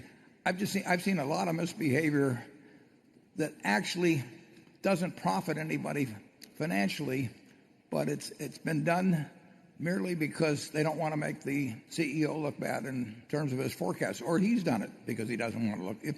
When they get their ego involved, people do things that they shouldn't do. And so we try to eliminate incentives that would cause people to misbehave, not only for financial rewards, but for ego satisfaction. And I think that's probably pretty unusual to even be considering that in the business, but we've seen enough, so we do consider it. I might also report that at the end, Henry wanted to sell his business to Berkshire for stock, so he was very smart of him, right to the very end. We had a case at National. It's interesting. You really have to should understand human behavior, and if you're going to run a business, because when National Indemnity, we're going back to the late 1960s, Jack Ringwalt was a marvelous man. He ran it, and he had another marvelous man who worked for him as his tennis partner, and that fellow was in charge of claims. And when the claims man would come into Jack and say, I just received a claim for $25,000 or something for some long-haul truck or something, Jack would say, it was just his personality. He would start berating the fellow and saying, how can you do this to me? And these claims are killing me and all of that. And he was joking. But the fellow he was joking with couldn't take it really, and he started hiding claims. And he stuck them in a drawer. And that caused us to not only misreport fairly minor figures, but it also caused us to misinform our reinsurers because they had an interest in the size of claims. And the fellow that was hiding the claims had no financial interest in doing it at all, but he just didn't like to walk into the office and have Jack kid him about the fact that he was failing him. And you really have to be very careful in the messages you send as a CEO. And if you tell your managers you never wanted to disappoint Wall Street and you want to report X per share, you may find that they start fudging figures to protect your your predictions. And we try to avoid all that kind of behavior at Berkshire. We've just seen too much trouble with it. If government regulators deem Berkshire Hathaway's reinsurance business too big to fail, how would government regulation of the reinsurance business affect Berkshire Hathaway? There's two essentially regulatory aspects to it. One is there's a European, and I hope I'm describing this right. I may be wrong a little bit on some technicality. There's a European group that is looking at insurers generally and has designated, I believe, 9 or so insurance companies as, I'm not sure what they call them, but they deserve special attention, I'll put it that way. There's a technical name for it. The one that's more relevant in the United States is the Financial Stability Oversight Committee, I believe they call it, which designates so-called SIFIs, systemically important financial institutions. And large banks are in that category. And then the question is what non-banks are in it. And they designated General Electric and Prudential and recently Metropolitan, and Metropolitan is fighting the designation. The question is whether question isn't just whether you're large. I mean, ExxonMobil's large, Apple's large, Walmart's large, and nobody thinks about them as SIFIs. The definition on a non-bank SIFI would be 85% of revenues coming from financial matters, and we don't come remotely close on that. I mean, we're 20% or thereabouts. But the real question is whether problems that Berkshire might encounter could destabilize the financial system in the country. And we have not been approached. Nobody's ever called me. They spent a year with Metropolitan even before they designated him. So we have no reason in logic or in terms of what we've heard to think that Berkshire would be designated as a SIFI. I mean, during the last time of trouble, we were about the only party that was supplying help to the financial system, and we will always conduct ourselves in a way where the problems of others can't hurt us in any significant way. And I think we're almost unique among financial institutions in the layers of safety that we've built into our system in terms of both cash and operating methods and everything else. It's a moot question. The law exists. We haven't been approached about it, as I mentioned. Apparently, it takes a year or so, even if they approach you, while they listen to your presentation and look at your facts. And I do not think Berkshire Hathaway comes within miles of qualifying as a SIFI. Charlie? I think that's true, but I think that generally speaking, there is still too much risk in a lot of high finance. And the idea that Dodd-Frank has removed it all permanently is nonsense. And people like hanging on to it. You know, trading derivatives as a principle, if you're shrewd, is a lot like running a bucket shop in the 20s or a gambling parlor in the current era. And you have a gambling parlor that you have a proprietary edge in, and you say it's sharing risk and helping the economy and so forth. And that's mostly nonsense. The people are doing it because they like making money with their gambling parlor, and they like favorable labels instead of unfavorable labels.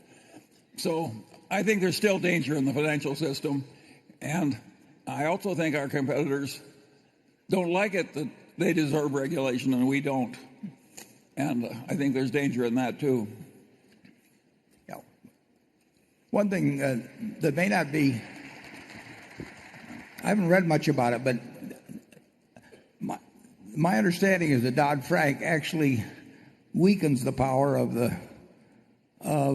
Fed and to some extent the Treasury too, to take the kind of actions they took in 2008 primarily.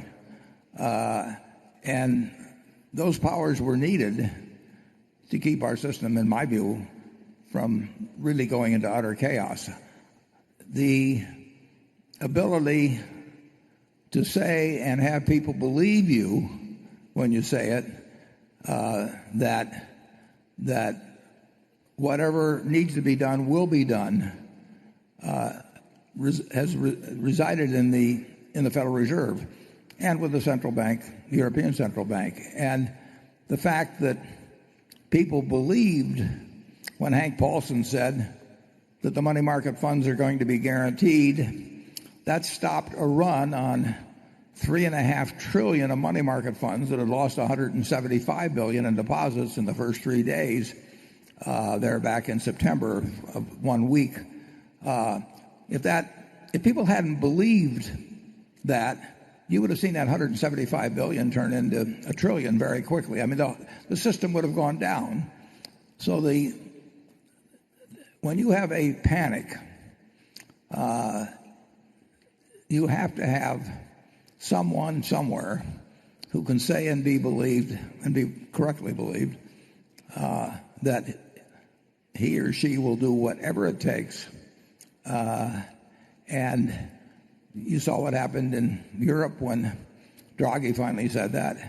And you saw what happened in the United States when Bernanke and Paulson, more or less, together said it. And if you don't have that, panics, they will accelerate like you cannot believe.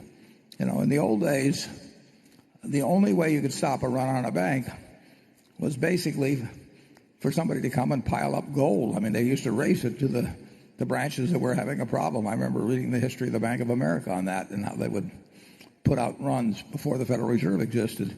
And the only thing that stopped it was to pile up gold. I mean, if the CEO of the bank came out and said, you know, our Basel II ratio is 11.4%, the line would just lengthen. It would not get the job done. Gold got the job done. Bernanke and Paulson got the job done. But the only way they got it done was saying, we're guaranteeing new commercial paper. We're guaranteeing that the money market funds won't break the bank. You know, we're going to do whatever's necessary. I think Dodd-Frank weakens that, and I think that's a terrible thing to weaken. You have started a direct workers' comp operation online, bhdwc.com. It looks a little bit like you're Geicoizing some of the commercial lines. What's the overall strategy, and what concerns might you have on channel conflict? Well, Progressive did pretty well with channel conflict between direct writing and agents. We will find out what the consumer wants, but we are experimenting with online workers' comp.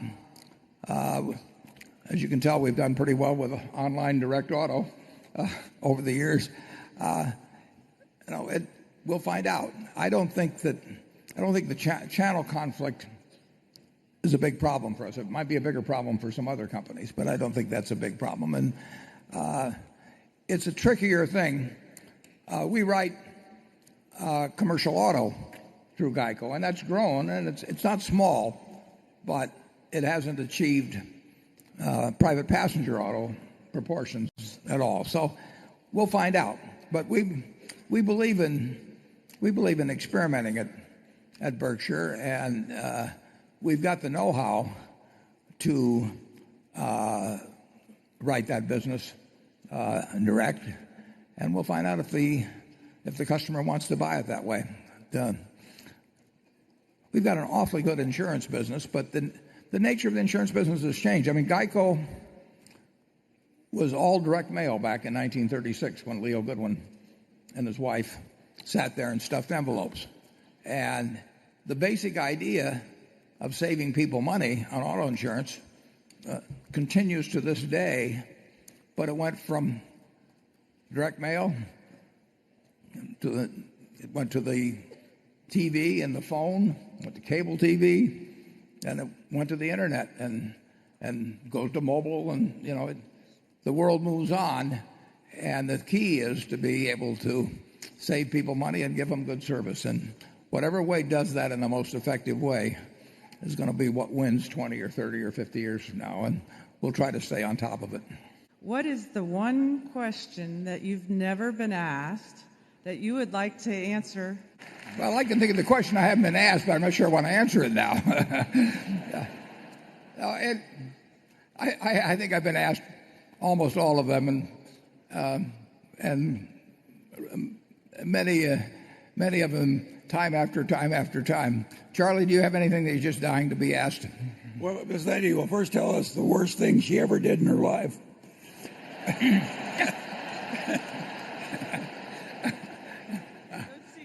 Paulo, I wish we could help you. If you got another question you'd like to throw at us? I could ask you another question. Good. Can I buy you lunch? I think she's talking to you, Charlie. He always wins. Well, you saw him in the movie. He always gets the girl. Yeah, I'm so heavily involved with those girls in the movie that I just don't have room on my list. Thank you, Paula. Yeah. Are you actually saying 3G's management method is congruent with yours? Asked another way, if 3G ran Berkshire, would there not be significant layoffs and consolidation among the companies? No, I think there would be some companies they make changes in, but I would say that Geico, for example, 33,000 employees or whatever the number is run just as efficiently as 3G would run it. I would say our home office with 25 people, we could have a home office with 500 people. We could have floors devoted to strategy and floors devoted to human resources and comparing the salaries of everybody at all our different companies and so on.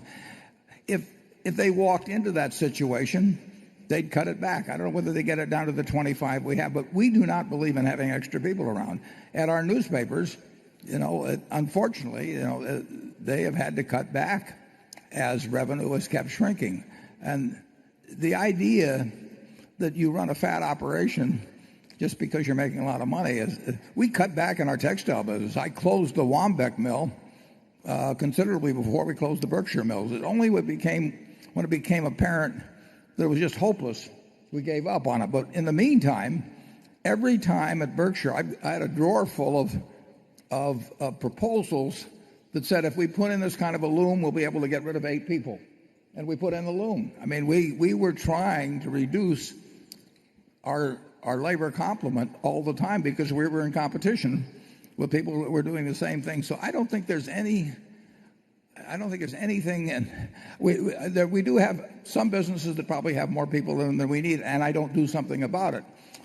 But I don't encourage it in any way, and most of our managers don't operate that way. And it's true if 3G were running our operations, they would get more active at that than I will. But that doesn't mean that I endorse it.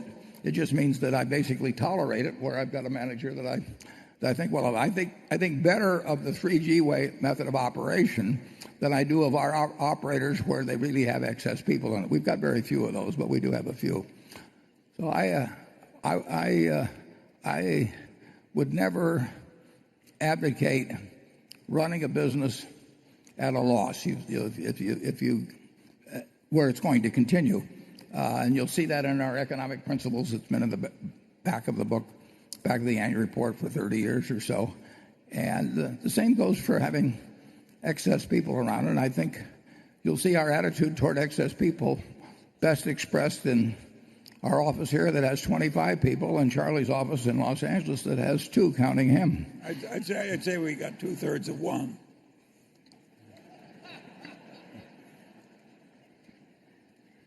We're getting by with practically nothing. When we look at the body of work that the firm has put together in the consumer staples universe, Anheuser-Busch InBev, Burger King, Tim Hortons, and now Kraft Heinz, one gets the sense that they view the average consumer staples firm as being undermanaged with the potential for substantially greater levels of profitability.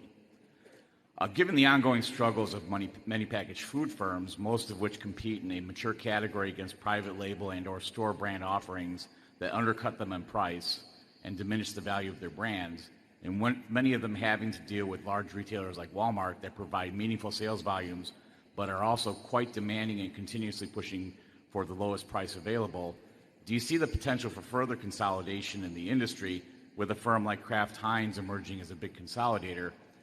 Or do you feel that Nestle's more recent squawking about the deal and 3G Capital's reputation as being a bit heavy-handed with cost-cutting being enough to keep further consolidation at bay? Well, there will be deals in the future. I mean, they're bound to be. But the strong brands, just look at the ones that General Foods had in the 1980s and the ones that Kraft has now that come from that same company. And I mean, Coca-Cola sold more cases of beverages last year than any year in their history, and they'll sell more this year. I mean, it's a strong brand is really potent stuff. I mean, take Heinz ketchup or something of the sort. It's 60% brand share in the United States, but it's much higher in many other countries. So you'll always have the fight between the retailer and the brand. And the retailer is going to use all the pressure they've got, and therefore the brand has to stand for something in the consumer's mind, because in the end, the retailer may want to shift to a house brand, private label, private labels have been around forever in the soft drink field. I mean, I can remember when I was looking at Cott Beverage and all of those and thinking, what will it do to us? I remember when Sam Walton sent me the first six-pack. He told me it was the first six-pack of Sam's Cola 20 years ago. And believe me, Walmart has plenty of power, but so does Coca-Cola. And the brand, you've got to nourish them. You've got to take very, very, very good care of them. They have to stand for the promise that's in people's mind about them. But a lot of people have tried to, I don't know how many dozens or maybe hundreds of cola beverages there have been over the years. RC Cola, they came up with the first diet product back in the early 60s. And that looked like a big maneuver. Wilkinson came up with the blade back in the 60s after Gillette. But Gillette ends up with 70% by dollar value worldwide of razor blades after 100 years. So you've got to protect a brand. You've got to enhance it in every way. You've got to get a promise in people's minds that gets delivered that way. But that's the question Charlie and I faced in 1972 when we looked at See's. See's was selling for $1.95 a pound. Russell Stover was selling a little cheaper.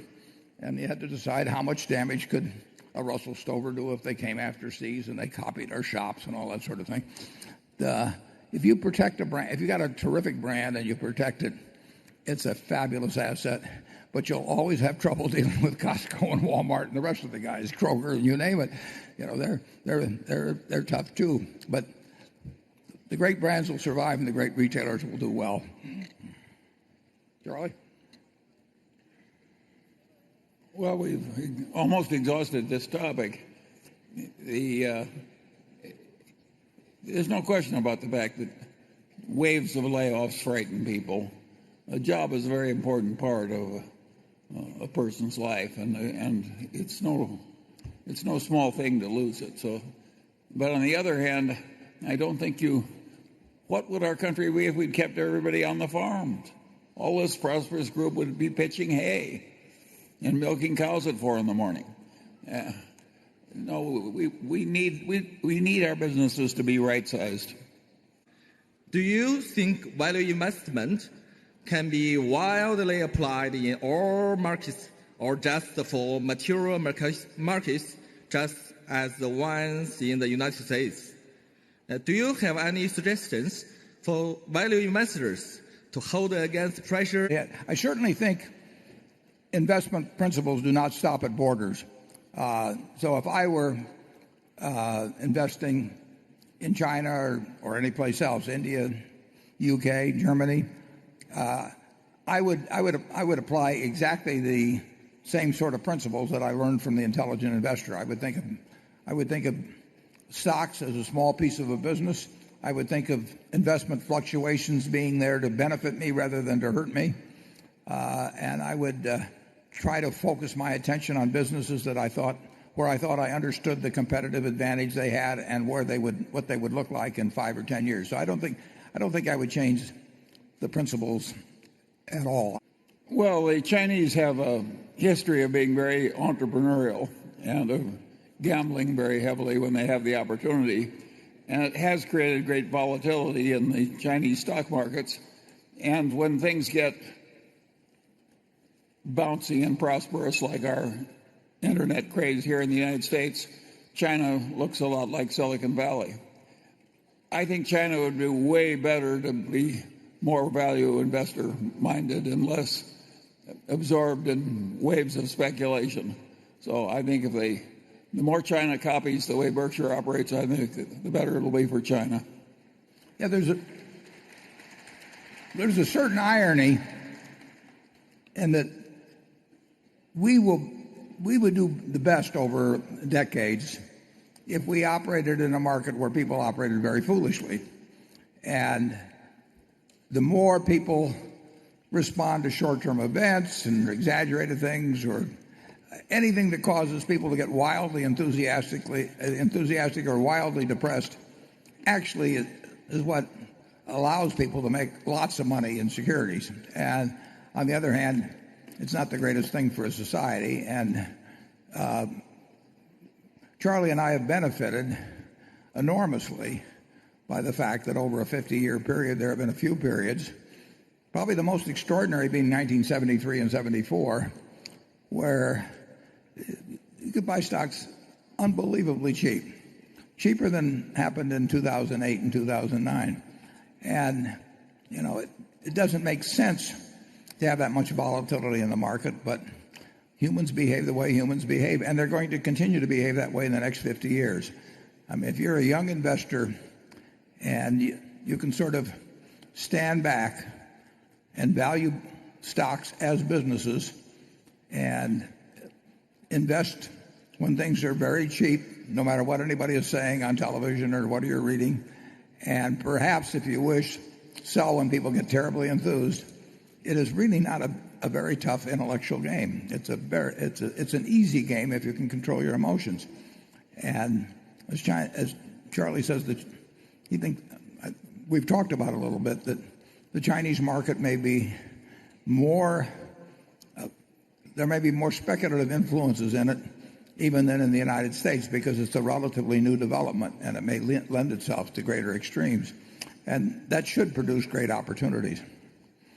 Charlie?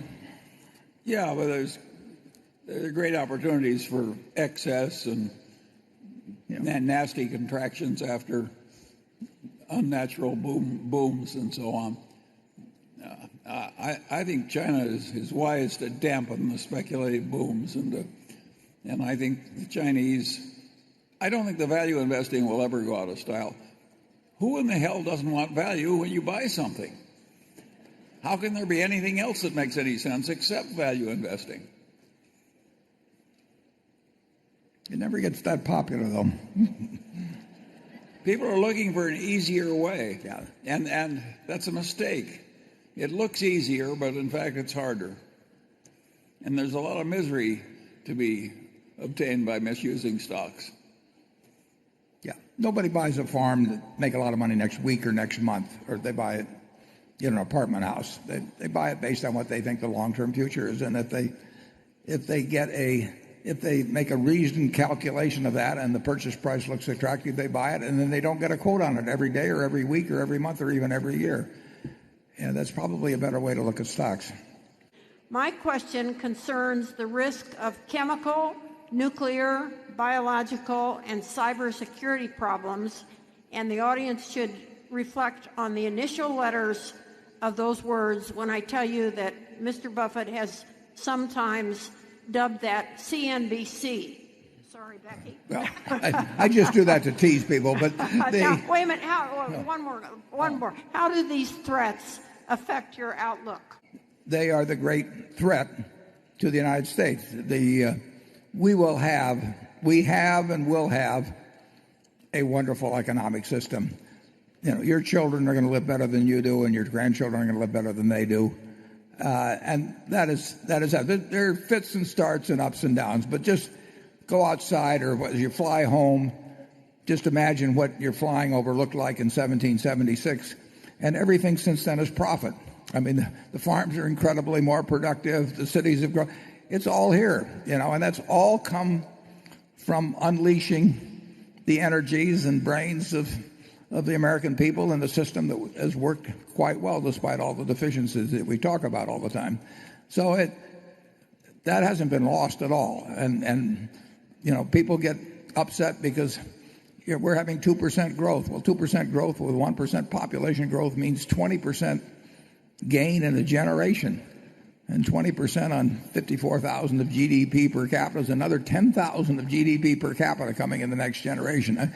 This country has a wonderful future, but as the questioner pointed out, that can all be nullified by either madmen or rogue states or religious fanatics or sociopaths or whatever it may be who wish to have access to weapons of mass destruction and to nuclear, which is I used to think was the primary one. You can now add biological and chemical and cyber, and there will be an increasing number. There already are a huge number of people that would wish harm, and particularly on the United States, although on others as well. And those people aren't going to go away, and they're going to look for more ingenious ways of utilizing the raw materials that they have or might get access to, and better delivery systems. And we need an extremely vigilant security operation in the United States, and we will have threats. I do a little bit about those things in a few ways, but that's something we live with. But we also live in a country that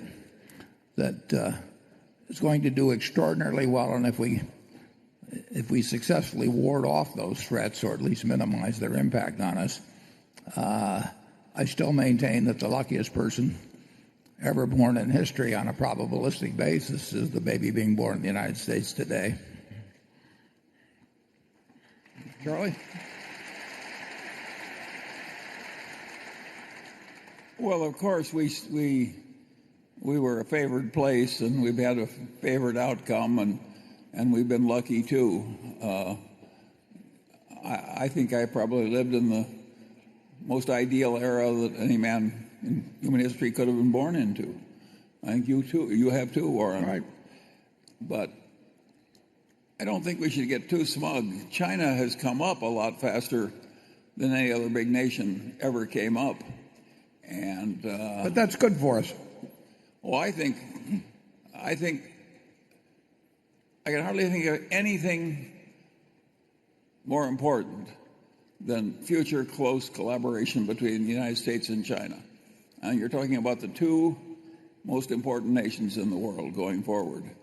And I think it is very important that we like and trust one another and have very good relations and work together to avoid bad consequences that come from other people's mistakes and misbehavior. So I think both China and the United States would be crazy not to collaborate and increase trust.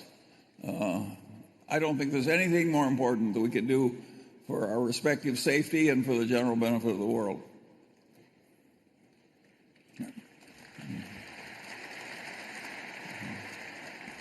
If you had your choice, would you rather be being born now with all the qualities you've got, or when you were born? Well, I must say it's very interesting now, but it was all. I think that's too tough a question. I don't like these very theoretical questions. I'd rather think about something where I might gain some advantage or help somebody else to gain an advantage.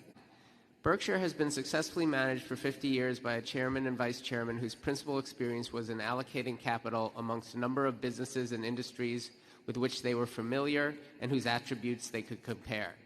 Since capital allocation is the key skill needed for a company structured the way Berkshire is, why couldn't the company's principal decision maker in the future also be someone who is experienced in choosing among different reinvestment options, with perhaps a second outstanding person expert in operations acting as chief operating officer, albeit a relatively hands-off one given Berkshire's extreme decentralization? Well, that's a very good question. It's not inconceivable. It's very unlikely, Johnny, that, but as you say, a chief investment officer will have or should have a significant array of skills that would be useful also for a chief executive officer. But I would say also that I would not want to move, if I were voting on it, I would not want to vote to put somebody whose sole experience had been investments in charge of an operation like Berkshire, who had not had any also significant operating experience. And I've said that I'm a better investment manager because I've been an operating manager, and I'm a better operating manager because I've been the investment manager. But operations, I've learned a lot through operations that I wouldn't have learned if I'd stayed in investments all my life. I would not have been equipped to run it. I learned a lot of things about operations by being in operations. So if you had somebody that had the dual experience and was very good at investments, but it had a lot of experience in operations, that would be conceivable. Otherwise, I wouldn't vote that way. Charlie? Well, every year at Berkshire is now constituted, the owned and controlled businesses get more and more important, and the marketable securities are relatively less important. So I think it would be crazy not to go with the tide to some extent. And we need more. We need expertise beyond that of a typical portfolio analyst. Yeah. But the CEO should have some real understanding of investments and investment alternatives and all of that. And I've seen a lot of businesses run by people that really don't understand the math of investing or capital allocation very well. So having a dual background is useful, but actually our operating managers know, some of them know a lot about investing. Question is regarding Ted Weschler. Can you please share your views regarding his investment philosophy, his investment process, and the qualities that he brings to Berkshire? Yeah, both Ted and Todd, the two investment managers, aside from myself at Berkshire, are very, very smart about businesses and investments. I mean, they understand the reality of business operations. They understand what makes for competitive strength and all of the things that you'd learn in business school or learn through investing. And on top of that, they have qualities of character which are terribly important to me and Charlie. We have seen dozens and dozens and dozens of investment managers with great records over the years. We used to drop in and see some of those guys, that were running. I'm talking back in the 1960s and 70s. And when I gave up my partnership, I knew probably 20 people with great records from the previous 6 or 8 years. But I picked Bill Ruane to handle the funds of my partners going forward. And he set up a fund called Sequoia Fund, and $10,000 put in that fund has become over $4 million now. Well, Bill was a terrific investment manager, but he was a terrific human being. And we really want people where they do more than their share, where they don't claim credit for things they don't do, where they just every aspect of their personality is such that you want to be around them and you want to hand responsibility over to them. And Ted and Todd fit that bill, and there's plenty of investment managers in Wall Street with great records that don't fit that bill in our view. So that's about all I can tell you. Charlie met Todd first, I met Ted first, and we both, when we talked about them, we talked about their record and the kind of stocks they own, but we talked a whole lot more about what kind of people they were, and we haven't been disappointed. Charlie? Yeah, I think the whole thing is working pretty well, and I think those people will be constructive around Berkshire for reasons apart from their expertise in handling securities. In fact, they already are. Yeah, they already very well. They have each one is helped by a business recently. Yeah, and they will help oversee it too, the businesses, and they're smart about business, and they know they know the right touch to apply in terms of how much they get involved. I mean, Todd worked on charter brokerage. He worked on an acquisition we made from Phillips. Ted just worked on this operation over in Germany. Went over there a couple of times, and he's just smart. He's got good sense. He knows how to deal with people. If a deal is to be made, he'll get it made. And Charlie and I have run into more dysfunctional people with 160 IQs probably than anybody alive. But Solomon gave us a head start on that, as a matter of fact. Wouldn't you say that? We've specialized in it. Yeah. We have absolutely specialized in it. Yeah. We have seen, take the Solomon. We have seen a group of people whose IQs far surpass those of people at Berkshire, and we've seen them self-destruct to make money they didn't need when they were already rich. See, that's madness. But a lot of people are just incapable of functioning well day after day, even though they're capable of brilliance from time to time. And we've got very solid people in Ted and Todd. They're very bright, and they identify with Berkshire and not with themselves, and it's a huge factor over time. Any more, Charlie, on that? Well, yeah, and the trustworthiness is more important than the brains. Not that they don't have the brains, but we wouldn't hire anybody, no matter how able, if we didn't trust them. Yeah, very occasionally. Yeah, we'll get disappointed on that occasionally, but not very often. We're approaching noon. We'll come back at 1. I promised 7 years ago I made this bet, which was originally to produce $1 million for the charity of the winner. And another fellow who was in the hedge fund business, and I offered this bet to anybody. Only one person took me up on it. And we made this bet where $1 million goes to the winner's charity as to whether a group of 5 hedge funds of funds would beat the S&P Vanguard fund. And my point being that the fees would not be overcome by managerial brilliance, and that the hedge funds would fall short, and the other fellow betting essentially that paying people 2 and 20 and having an override for the fund of funds was nothing to pay for the brilliance of getting Wall Street to manage your money. And I promised that every year I would report the update. And the first year I fell far behind, but we reported it then. So we'll put that slide up. And as you can see, 7 years into it, it's interesting that just buying Vanguard fund, with nothing but putting the S&P 500 in there, is now given a cumulative return of 63.5%, and the hedge funds are at 19%. The interesting thing is, some of that is underperformance, but the hedge fund managers have done very well during that period. If they were managing $1 billion, for example, at 2 and 20, you get $20 million a year just for coming to the office. The hedge funds haven't done bad. The investors in the hedge funds have paid a very big price, and we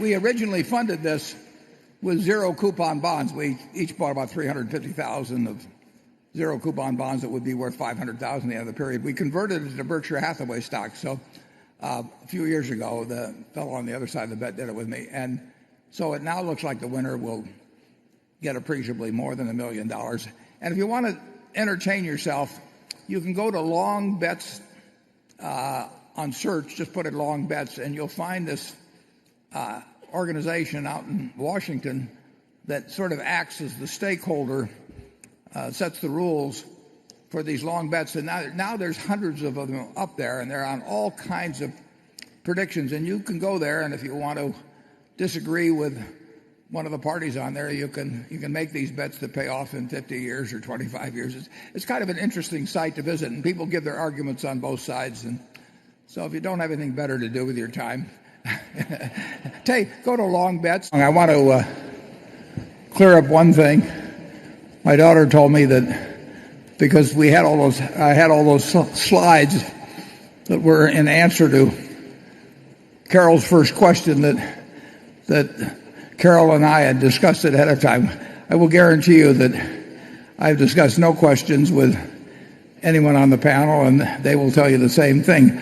But I knew I was going to be asked questions about Clayton, so I had prepared the slides. It was an accident. It turned out to be the first question, but it was certain to be in the first few. So Carol Carol in 60 years has never tipped me off on anything, nor have the other panelists, and everything. But I was prepared for the fact that people would be asking questions about Clayton. Which of Berkshire's businesses are best suited to thrive during a period of high inflation, and why?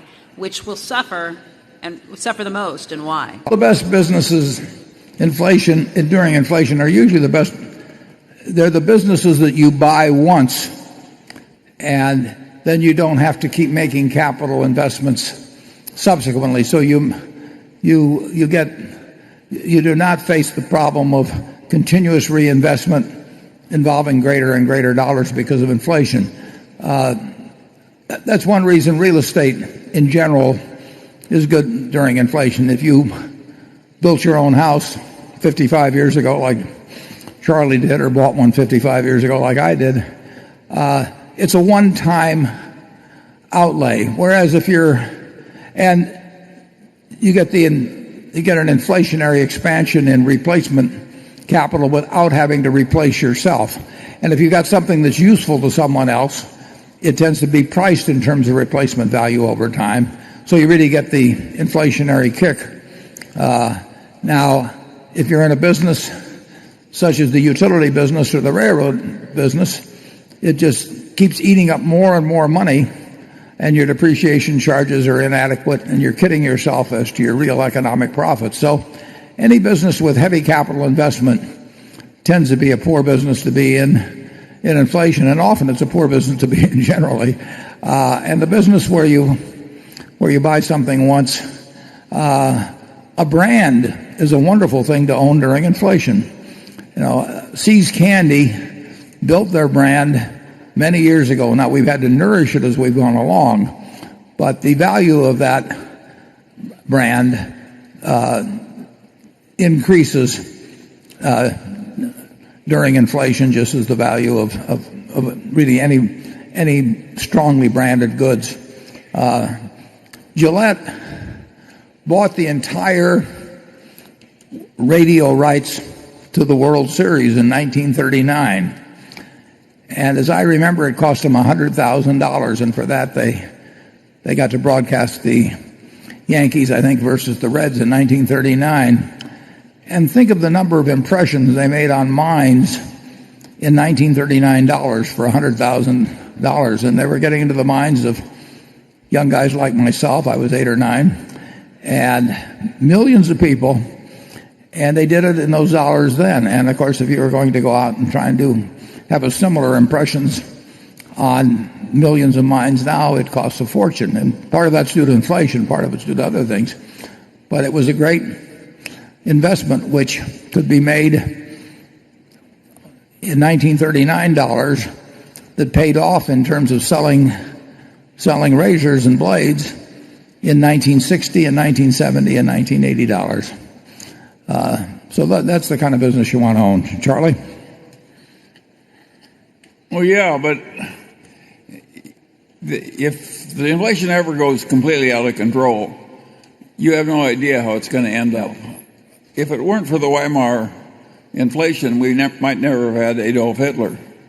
It was the twosome of the great German inflation followed by the Great Depression that brought us Hitler.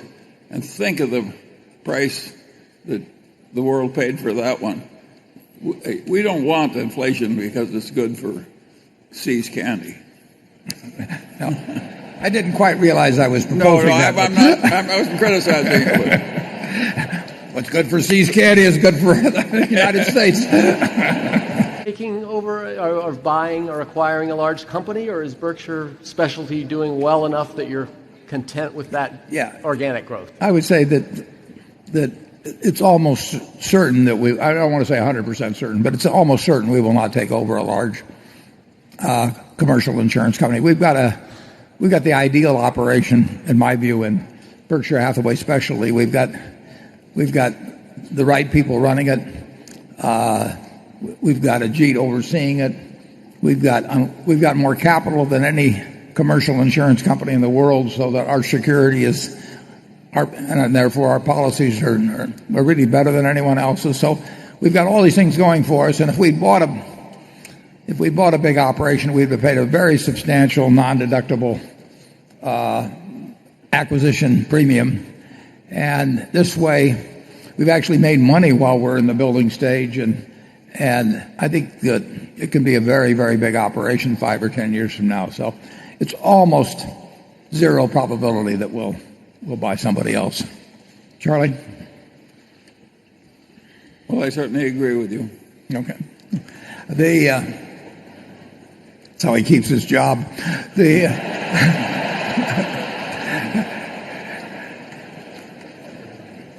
We'll go to, incidentally, all the overflow rooms, including at the Hilton, got filled. I'm not sure where Station 11 is, but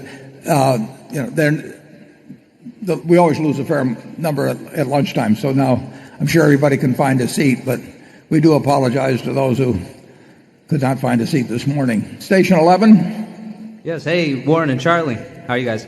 Congratulations on 50 years. Thank you. So in this year's annual letter, Charlie wrote about the peculiar attributes that made the Berkshire system and the leader of the system a historically organizational entity. So my question to both of you is, what practical mental model or mental models would you impress upon a young, enterprising individual at the infancy of their career to build an important, enduring enterprise of that particular distinction and impact? And if you could give maybe some contrasting examples, like why is it Microsoft able to build itself into a dominating monolithic company versus a See's Candy, which can be a great enterprise to spin off cash flow, but not necessarily be an enduring, or not necessarily enduring, but an impactful enterprise to the level of a Berkshire or a Microsoft? Thank you, Warren. You're the guy that wrote it. This is pineapple juice, incidentally. People were questioning that. They say it's good for your throat if you're going to talk a long time. Yes, well, of course, reputation you get over a long period of time. Very few people are like Charles Lindbergh, where you just suddenly have a great reputation. Most of us have to acquire one very slowly, and that was true in Berkshire's case. And in any individual, you just have to get the best reputation you can in the years you're allotted and the time available. And it may work out well, it may work out poorly, but it's a wise investment. I see all the time opportunities come to people where it's the credibility they've gotten in the past that causes them to have the new opportunity. So I think hardly anything is more important than behaving well as you go through life.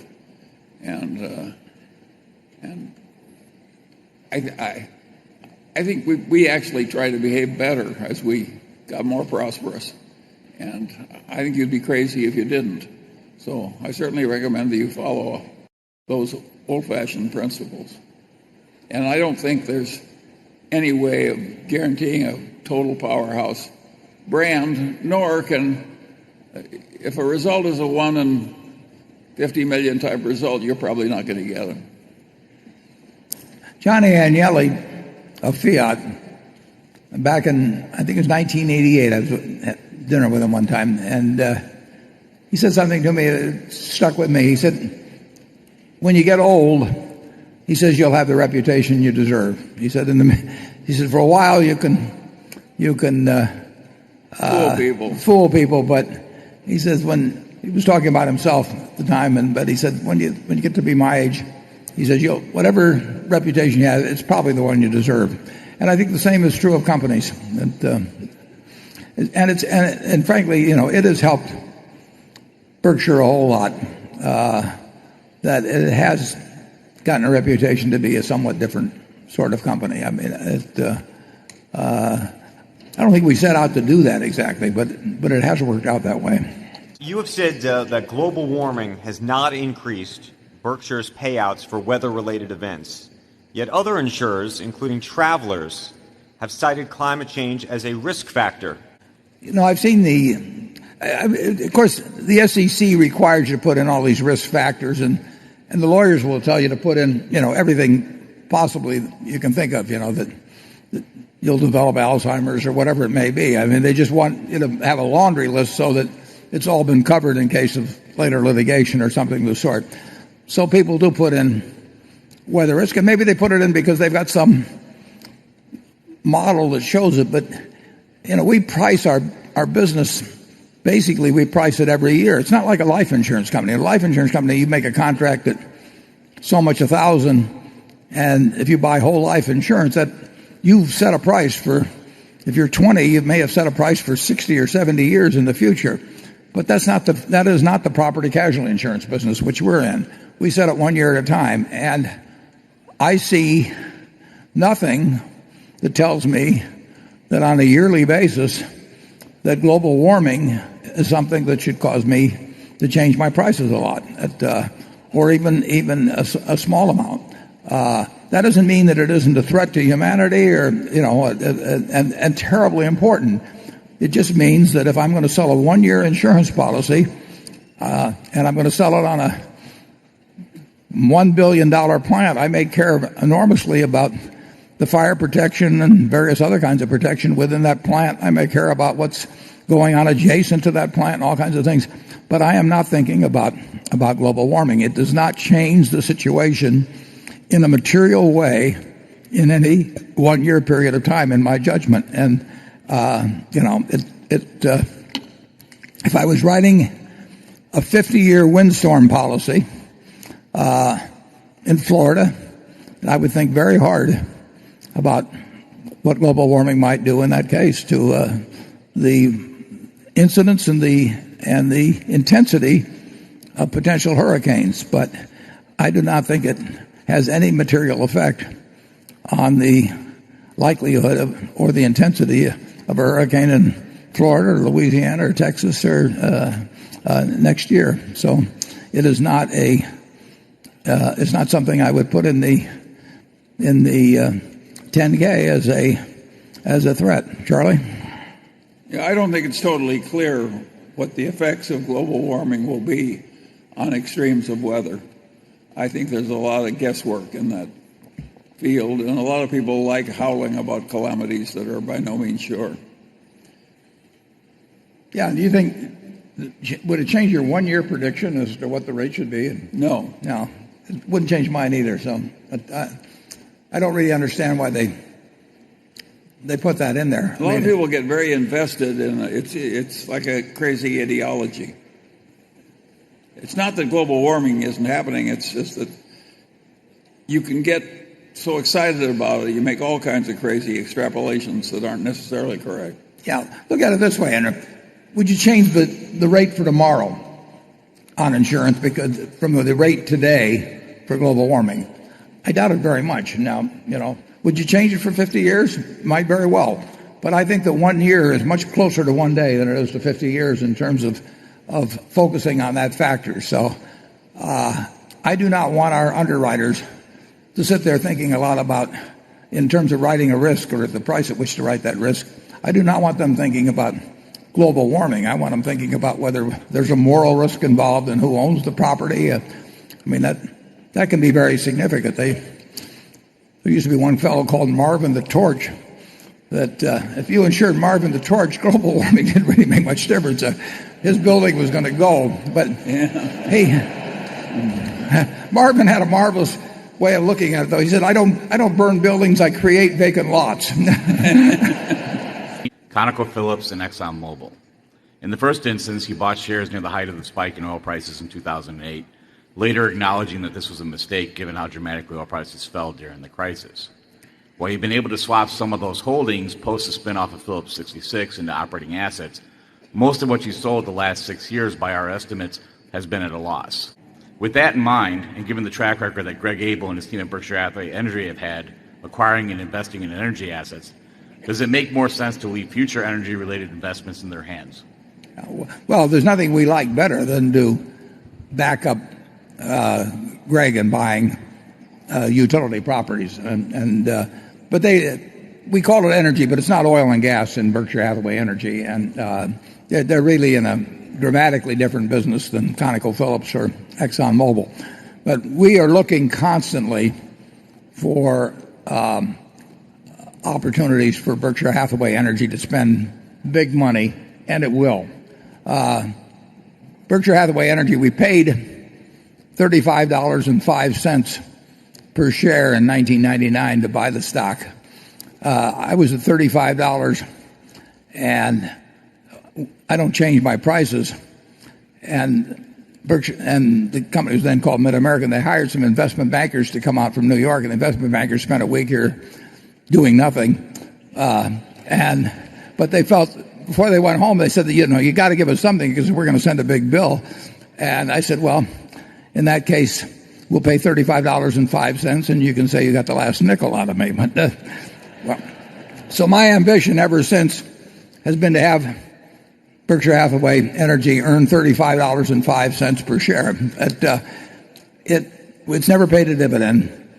It will probably earn about $30 a share this year, which is a great tribute to Greg and his management. But we will get the 35 or better because he will make some good deals. It's not at all analogous to the ConocoPhillips or ExxonMobil investments. As it turned out, we wrote ConocoPhillips down because we were required by the auditors to do it. We actually, by the time we got all through, we made some money in it, and we made a little money in ExxonMobil too. But we will not be buying very often oil and gas stocks, but we will. We probably haven't bought the last one. And in the end, we look at the cash, we look at available opportunities, both in investments and businesses, and we make decisions occasionally on buying something, and sometimes we change our mind. And that'll continue that way. It's been going on that way for a lot of years, and we have not distinguished ourselves at all in the oil and gas field, although we've made a little money, and we passed up one or two where we could have made a lot of money. Charlie? Yeah, and with interest rates being so low and the dividend on ExxonMobil being as high as it was not a bad cash substitute if you think only in those terms. Yeah, it worked out okay. There were other things we could have done that were a lot better, but that's always been true, and it'll continue to be true. What can be done to effect real change to bring about a simpler, more rational tax code? Thank you. Well, it takes 218 members of the House of Representatives and 51 U.S. senators and a president that will sign the bill. The question is how much you think the country should spend, and then from whom do you get it? And I would point out that despite the tax rates that all the corporate chieftains complain about, the share of earnings, share of GDP accounted for by corporate profits is at a record. Corporate taxes 40 years ago were 4% of GDP. They're now running about 2%. They've decreased significantly while payroll taxes have increased. It's a real question. Decide, and once you get special provisions in the code, it is really hard to get rid of them absent a major revision of the code. I actually think, I may be an optimist on this, but I think both Ron Wyden and Orrin Hatch, the two members of the ranking members, Senate Finance Committee, I think they're capable of working out something that neither one of them likes, but they both like it better than what exists now, and I think it can be made considerably more rational. But in the end, if we're going to spend 21 or 2% of GDP, we should probably raise 19% of GDP. We can take a gap of a couple percent without getting further into debt as a proportion of GDP than we are. So we've got that leeway. But you take 19% of 17.5 trillion or thereabouts, and you're talking, as Senator Dirksen said one time, real money. And how much you get from corporations, how much you get from individuals, how much you get from estate taxes, it's a fight up and down the line. And in terms of the cash abroad, basically you can bring it back. You just have to pay tax at U.S. corporate rates. And our corporate rates are 35%. Charlie and I, a good bit of our life, operated with corporate rates of 52%, later at 48%. And the country grew well. American business prospered during that period.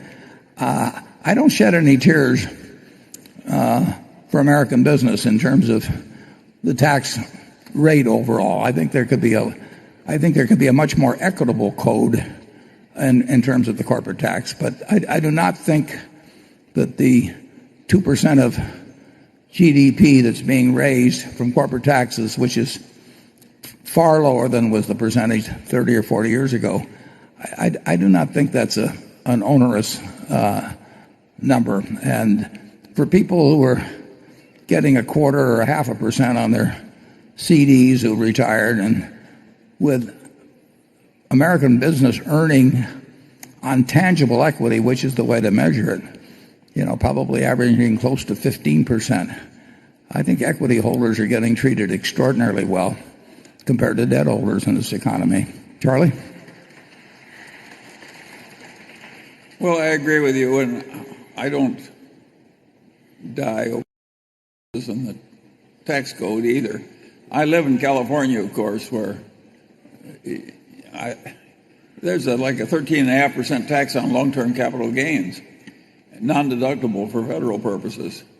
That's a ridiculous kind of a tax to have in California because it drives the rich people out. Hawaii and Florida have enough sense to know that rich people don't commit a lot of crimes. They don't burden the schools. They provide a whole lot of medical expenditures that are good for everybody else's income. I think California has a really stupid tax policy. But I don't think the U.S. policy is. I don't think the U.S. policy is bad at all. And it's not deductible because of the alternative minimum tax? Yes, exactly. Yeah. That really wasn't the case before, but it. No, it's always kind been of slipped in. They did it on purpose. No, they did it on purpose. We're here, early stages of paranoia. Yeah. But it's amazing. The idea of driving the rich people out.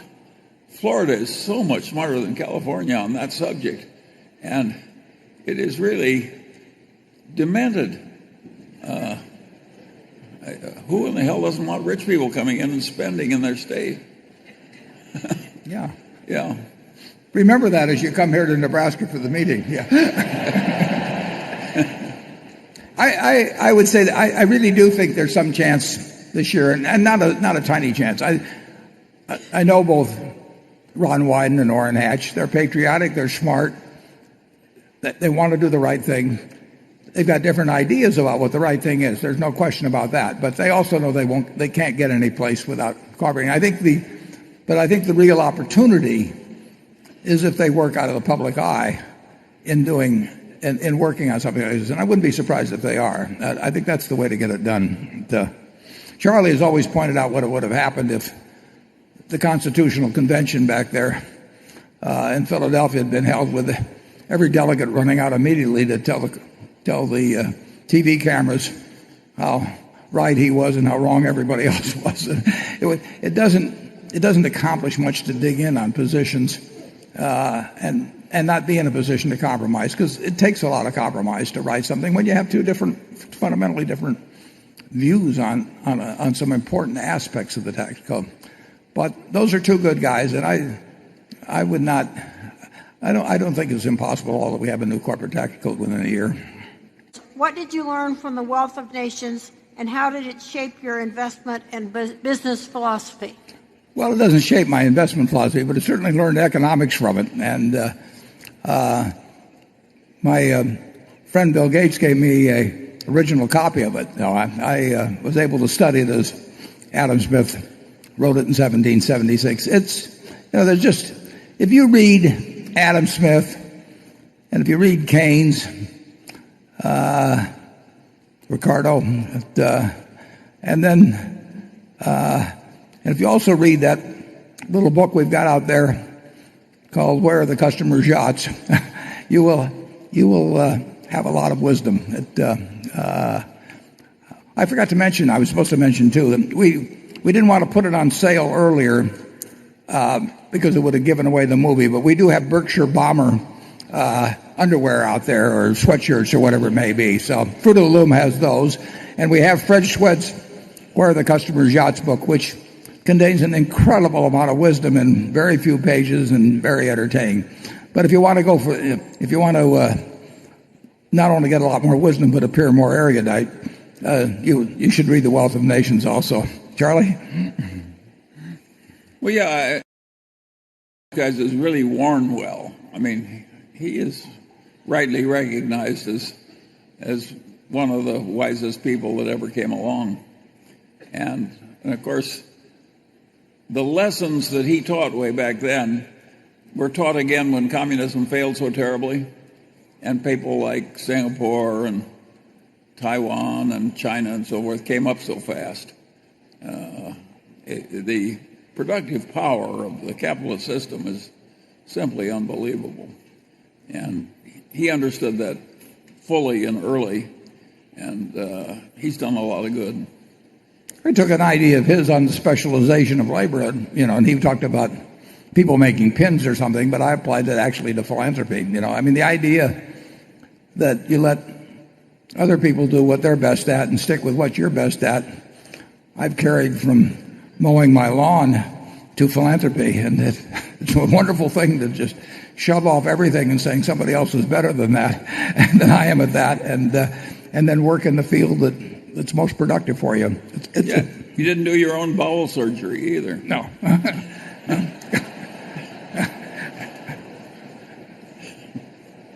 I'm not sure I have any reply to that. According to people I've spoken to, Berkshire subsidiaries that were formerly publicly traded have run into trouble by, now this is on the margin, mind you, trying to maximize calendar year earnings and dividends to the parent as opposed to focusing on the long-term health of the business. I don't think we've had any particular problem with public companies versus private companies that we bought. I mean, I think if you took the aggregate of the public companies we bought and matched them up against the private companies, I don't know which group I would rather own or which has delivered the greater returns. I don't know where he gets the idea. Yeah, I don't think it's not apparent to us. Yeah. Well, you've heard Charlie.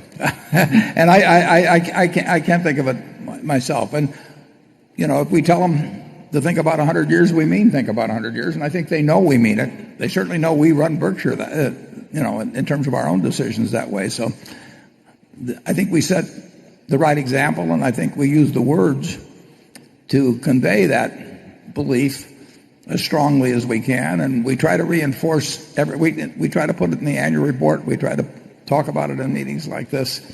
We believe in sort of hammering the same message out there over and over again. Now, we don't ignore yearly results at all. It's just we don't live by them. But I get figures every month on virtually every business, and I read them with great interest, and I'm thinking about them all the time.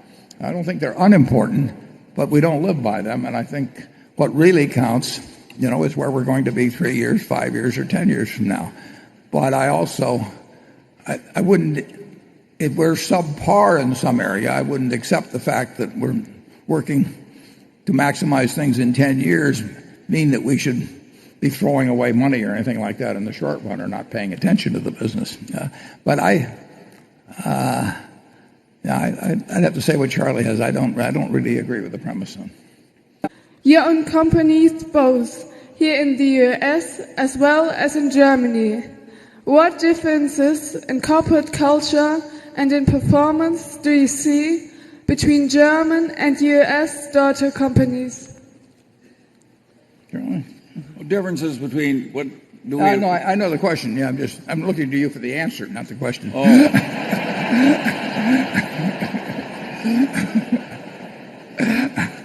Now they can hear so much better. Yeah. Well, we've had a hard time buying things in Europe. It's been quite rare, and I think the traditions and the family traditions are different in Europe than they are in the United States and in some other countries. And Germany, of course, has a long tradition of being very good at technology and capitalism. And that's been a godsend to Germany. And we've always admired the way the Germans have performed.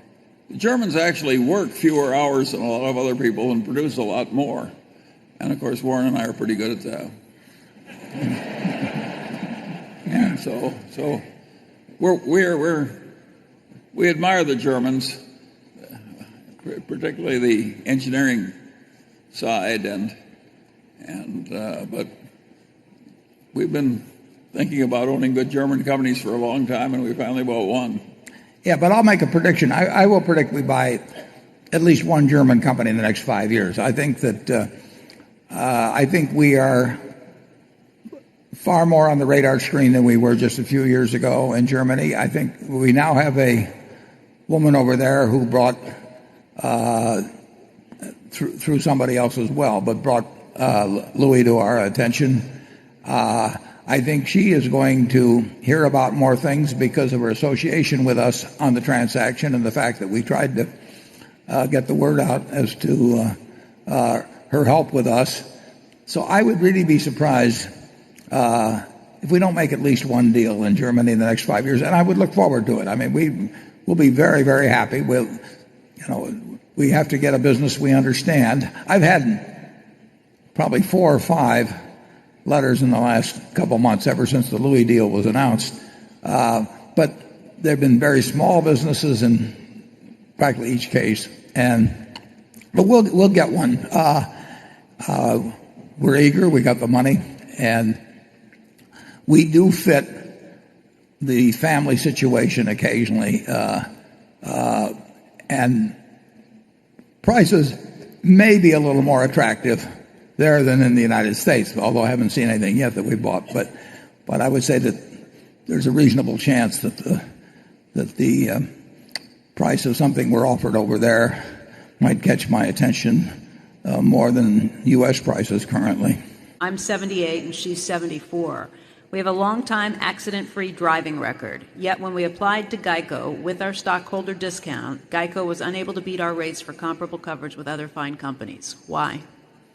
Well, it's the reason that we probably can beat the rate maybe 40% of the time with people who contact us, and 60% of the time we can't. No company is going to be the lowest in all cases, and we have our own underwriting criteria that involves many variables, one of which is age, but it wouldn't be a dominant one at that age.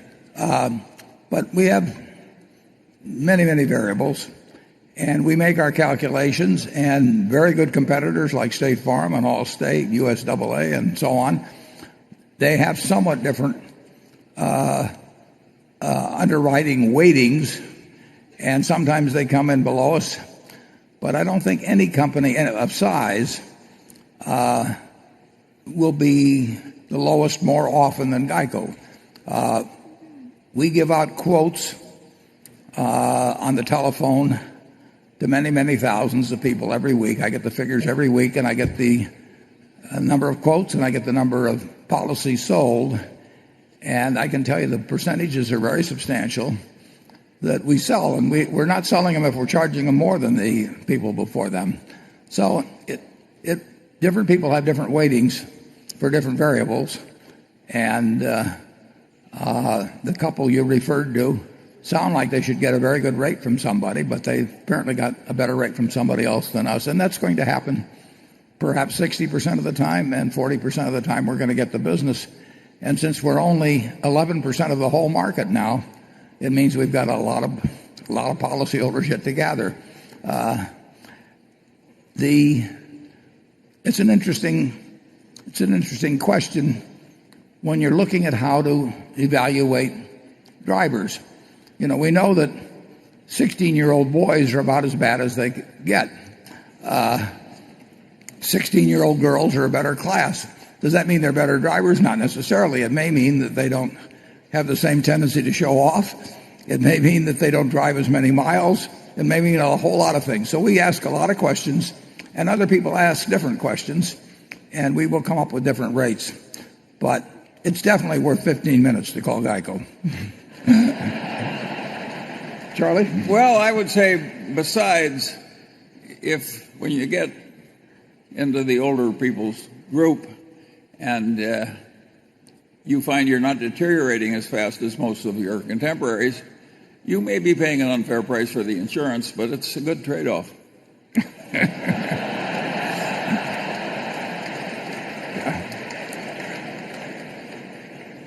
Gary. I hadn't thought of it that way before. The reinsurance market has changed dramatically. A lot of alternative capital coming into the business, making it much harder to make the assumption that there would be a big opportunity after the next big catastrophic event. What is it that you and Ajit are planning to change or do to take advantage of whatever opportunities might be there? Well, wouldn't our competitors like to know? The reinsurance business is not as good as it was, and it's unlikely to be as good as it was.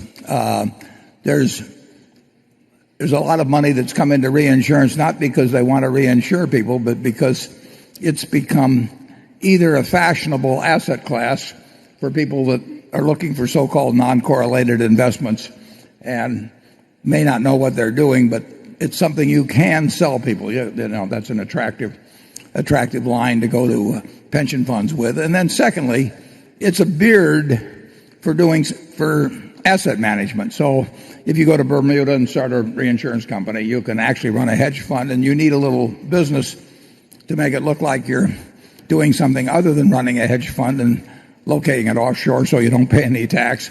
But that's the primary motivation. So when you get a whole lot of people that are bringing money in and they sort of need your facade of reinsurance to cover up what their real motivations are, you're likely to get less attractive prices in reinsurance. And that's been happening on a fairly large scale. And I would say that I would expect that reinsurance business in the next 10 years to not be as good as it has been.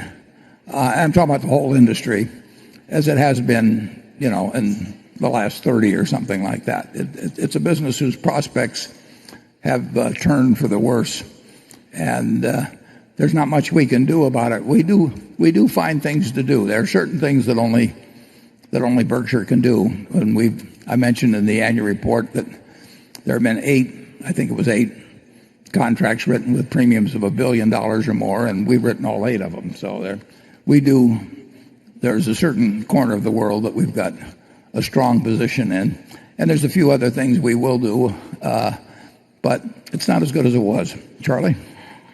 Well, I think generally speaking, of course, it's going to be harder, and of course this competition from promotional finance is getting more and more intense, and they're more optimistic.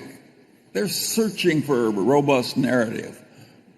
We're not searching for a robust narrative so we can sell something. we're playing the game for the long pole, and other people just pretend to be doing so. Yeah, we've had the opportunity for a long period of time to go out and promote reinsurance type money, and really take advantage, of people on it, because we would have the best reputation in the field, and we could attract a ton of money, and we could get a big override on it. But it's not our game. And we don't particularly admire the way it's being played. How do you make lots of friends and get people to like you and work with you? That's not a bad question.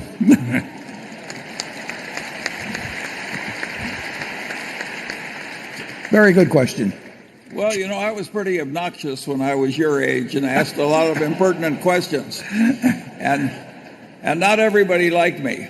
And so the only way I could get the people to like me a little bit was to get very rich and very generous.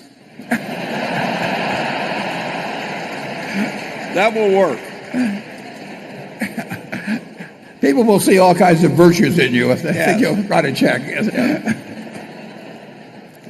Yeah, the truth is, both Charlie and I were on the obnoxious side early on, but you should get a little smarter about human behavior as you get older, and I turned out to have some pretty good teachers as I went along in terms of what worked. I mean, I have looked at other people during my lifetime and had these wonderful teachers. They weren't teachers in the standard definition, but they were people I admired, and I thought to myself, why do I admire these people? And if I want to be admired myself, why shouldn't I take on some of their qualities? So it's not a complicated proposition. If you look around you at the people you like in your school, write down 3 or 4 things they do that make you like them, and then look around at the 3 or 4 people that turn you off, and write down those qualities and decide that you're going to be a person you yourself would like, that you take on the qualities of the person on the left. You're generous, you're friendly, you accept things with good humor, you don't claim credit for things you don't do, all of these things, and they're all possible to do. And if you like that in other people, people are going to like it in you. And if you find things that are kind of obnoxious, you're always late, and you're always claiming credit for more than you do, and you're kind of negative on everything, and you don't like those in other people, get rid of them in yourself, and you'll find out it works pretty well.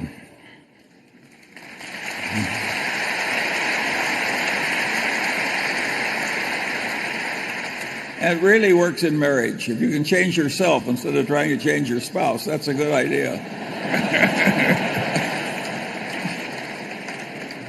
Charlie has said the most important thing in selecting a marriage partner is that you don't look for intelligence or humor or character. He says you look for someone with low expectations.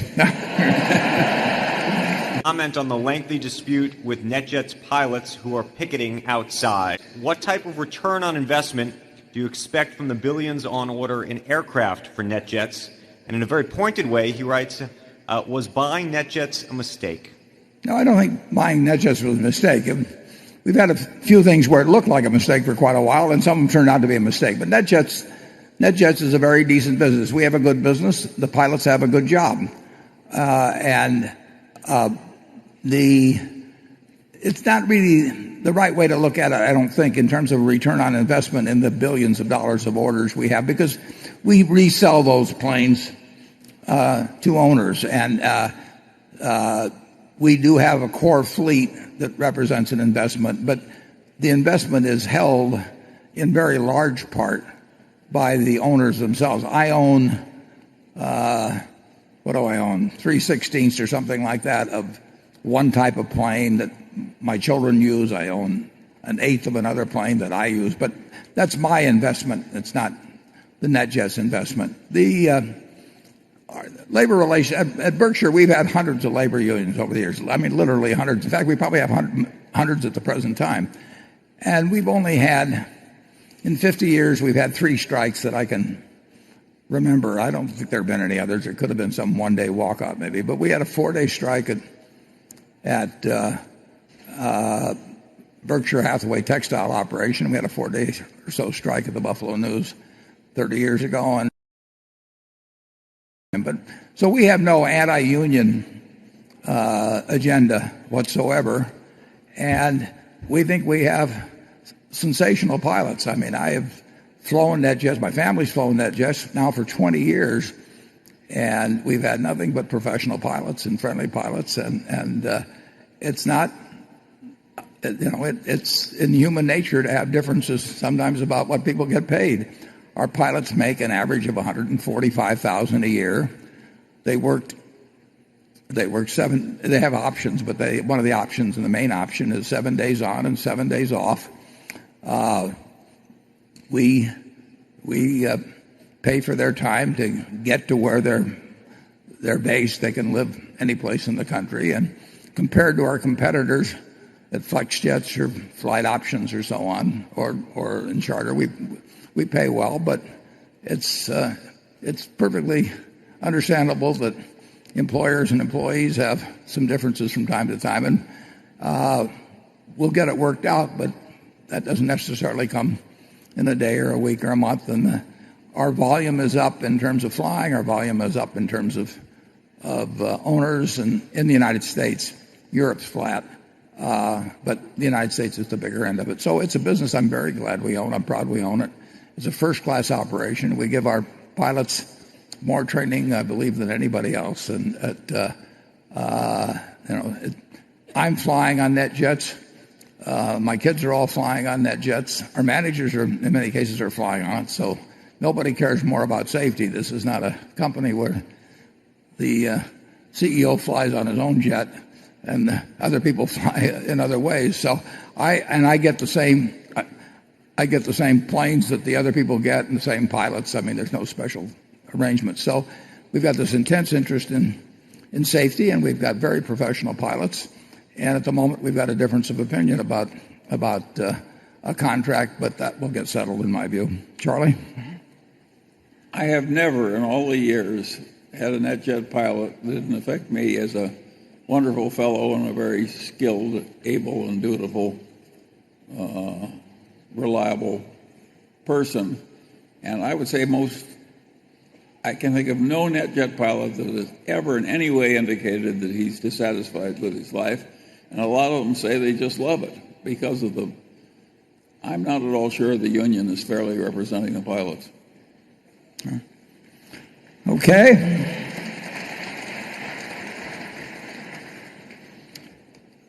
He said, fellows, actually, we have a lot of women pilots, too. Looking at your acquisition of Duracell from Procter & Gamble, and would you have done this deal without tax considerations, and if so, at what price? Well, both Procter & Gamble and Berkshire Hathaway had tax advantages in doing the deal this way. So they probably wouldn't have sold it at the price at which the deal took place, and we wouldn't have bought it at the price without the tax benefits that each enjoyed. And this is something we had to have held our stock for over 5 years in Procter & Gamble. It's something that's been in the code a long time that we have had nothing to do with it being in the code, but it's part of the code. And it's somewhat similar to the real estate exchange arrangement, where you can exchange real estate and defer any tax.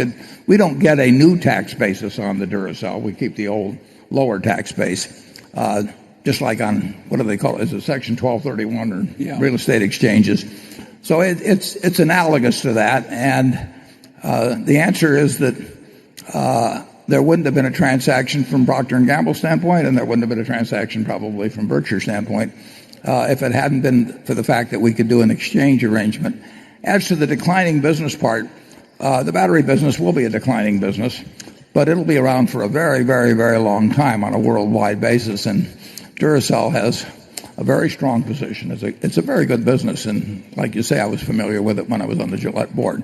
But it will have unit declines over a period of time. But I think we'll do fine with the Duracell investment. I'm looking forward to getting the deal complete, which probably won't take place until the fourth quarter, because we have to get it detached from a lot of other things like the IT and distribution centers and everything else that it's involved in with P&G. But P&G has been great to work with. They're making the transition they couldn't be better to work with during that period, and I'll be very happy when we own it. Can you talk about your views on philanthropy and how to balance leaving an inheritance to your family versus assets to charity? Depends very much on the individual situation. And actually, I promised to give over 99% in my case. But that still leaves plenty left over.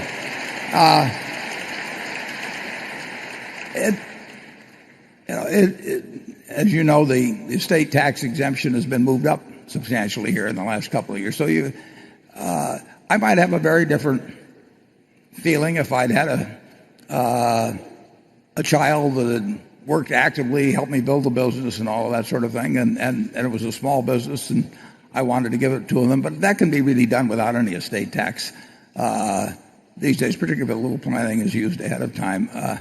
It's a very individual thing. As Charlie, when you get to the figuring out what you do with your money, the options get fairly limited. And as Charlie said the other day, he said where he's going, it won't do him much good anyway. There's no Forbes 400, in the graveyard. And so the question is, where does it do the most good? And I think it does limited amounts do some real good for my children. So I'll be sure that they have that, or they already have it to a degree. And on the other hand, when I look at a bunch of stock certificates in a safe deposit box that were put there 50 years ago or so, they have absolutely no utility to me. Zero. They can't do anything for me in life. I mean, they can't let me consume 7,000 calories a day instead of 3,000. They can't. There's nothing they can do. I've got everything in the world I want. I've had it for decades. If I wanted something additionally, I go buy it. So here these things are that have no utility to me, and they have enormous utility to some people in other parts of the world. I mean, they can save lives, they can provide vaccines, they can provide education. There are all kinds of utility. So why in the world should they sit there, for me or for, some fourth generation down of great-grandchildren or something, when they can do a lot of good now? So that's my own philosophy on it. But I think everybody has to develop their own feelings about it and should follow where they go. I do think they might ask themselves, where will it do the most good?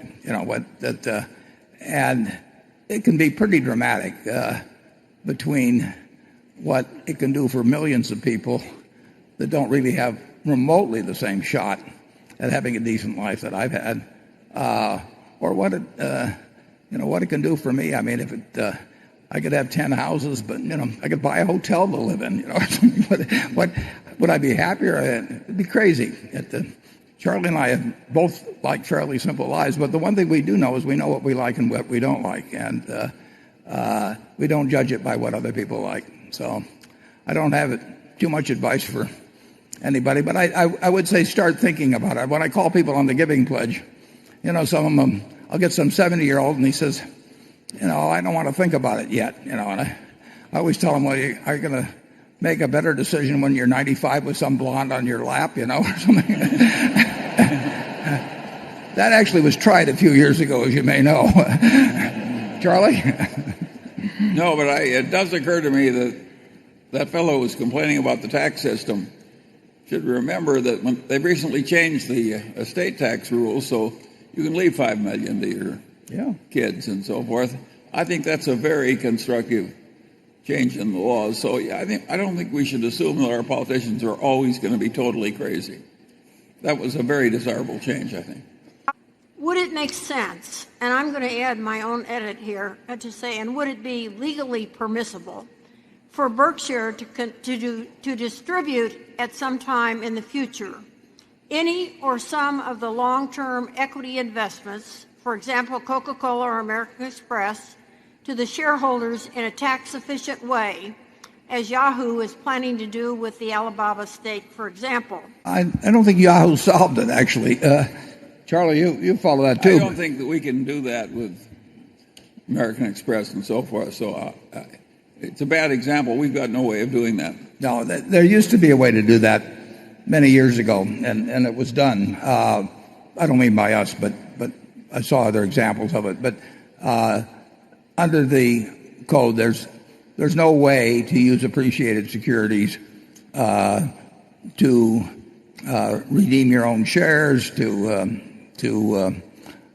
can do it for something like acquiring, where you're exchanging it for like asset type thing on the Duracell arrangement. But there's no way to distribute it to shareholders without paying the full capital gains tax. And you can have spin-offs of whole businesses to shareholders if you've held them a long time. But that's about the only thing you can do. Yeah, but even there, I mean, what Yahoo has done is not got rid of the tax. I don't know anything about Yahoo. Yeah, no, they you know, that or what they're planning to do. It may give them some other option if Alibaba wants to eventually redeem it themselves. I mean, there could be something they can work out a deal with Alibaba. I do not see how that they have gotten rid of the tax unless they do a subsequent transaction of some sort with Alibaba. But maybe they have different tax advice than I've seen. But I know all kinds of cases where where corporations have large unrealized gains in marketable securities, and I have not seen in recent years, although I did see it early in my career when the law was different, but I've not seen in recent years any way that people have gotten that money into the hands of the shareholders without paying a tax at the corporate level. Charlie, No, that's what we say. Could something more secular be going on where household formation rates relative to the population could continue to be lower than historical rates? Could the U.S. become more like Europe, where many adult children live with their parents or in-laws for quite some time? Or do you think still that the subdued rate of household formation is mostly a cyclical phenomenon and that the rate will eventually revert to the historical mean, boosting single-family home starts and earnings for this group of companies? I don't know the answer, obviously, but I think the latter is more likely. And I may be wrong. When's the last set of figures you've looked at in that connection? I've heard that it's turned up a fair amount in the last 6 months, but have you seen anything on that, Johnny? Or? Nothing really recently, no. Yeah, I should know the figures, but I don't for the last 6 months or 9 months. But my impression is that they had turned up somewhat. I did my best on selling that ring in the movie to that guy, and they're going to form a household here in another month or two, to which I've been invited. But the truth is, I don't know. What's going to happen on household formation. I would expect, but I expected it earlier than this. I would expect it to turn up. It always turns down in a recession, and you can argue that we're not all the way back from the recession yet. But, your guess would be as good as mine, Charlie. Well, I feel exactly the same way, but I think I speak for a lot of members of the audience when I say I have some grandchildren that I wish would marry somebody suitable promptly.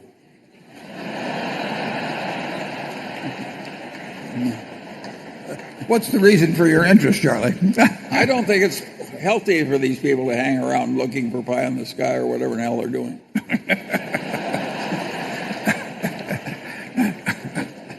Are they in attendance today? I don't know some of them, maybe. I don't want to name names. No. I think you've already been pointed enough. Okay. How can corporations be encouraged to make an even greater impact in the lives of those who are not shareholders? Yeah, I agree entirely with your motivation about increasing philanthropy.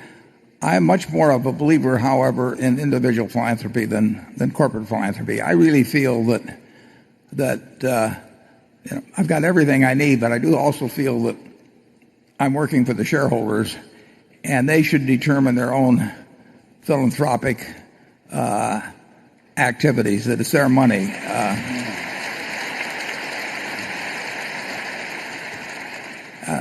Now, we participate in things. I mean, I encourage all our companies to continue the philanthropic behavior that they have before we've acquired them, and we want them to participate in their communities and to help the entities that help their employees and their customers. But I don't really think it's my business ever to write a check to my alma mater or whatever it may be, and do it on company funds. I don't feel it's my money. I really look at this as a partnership. We've always looked at it as a partnership. And we had a system some years back where all the shareholders could designate contributions, and I felt that was quite a good system. And then we had to give it up for reasons that I hated to give it up, but we had to do it. The interesting thing about philanthropy, I mean, I have never given a penny to any organization that has cost me anything in my life. I mean, I've never given up a movie. I've never given up a trip. I've never given up a vacation. I've never given up a present to my kids. People give money this Sunday, that really actually changes their lifestyle in a small way. And that hasn't happened with me. Everything I've given has been ungodly surplus, and I'm glad I can do it. But it's people like your son, that I really admire. But, Charlie?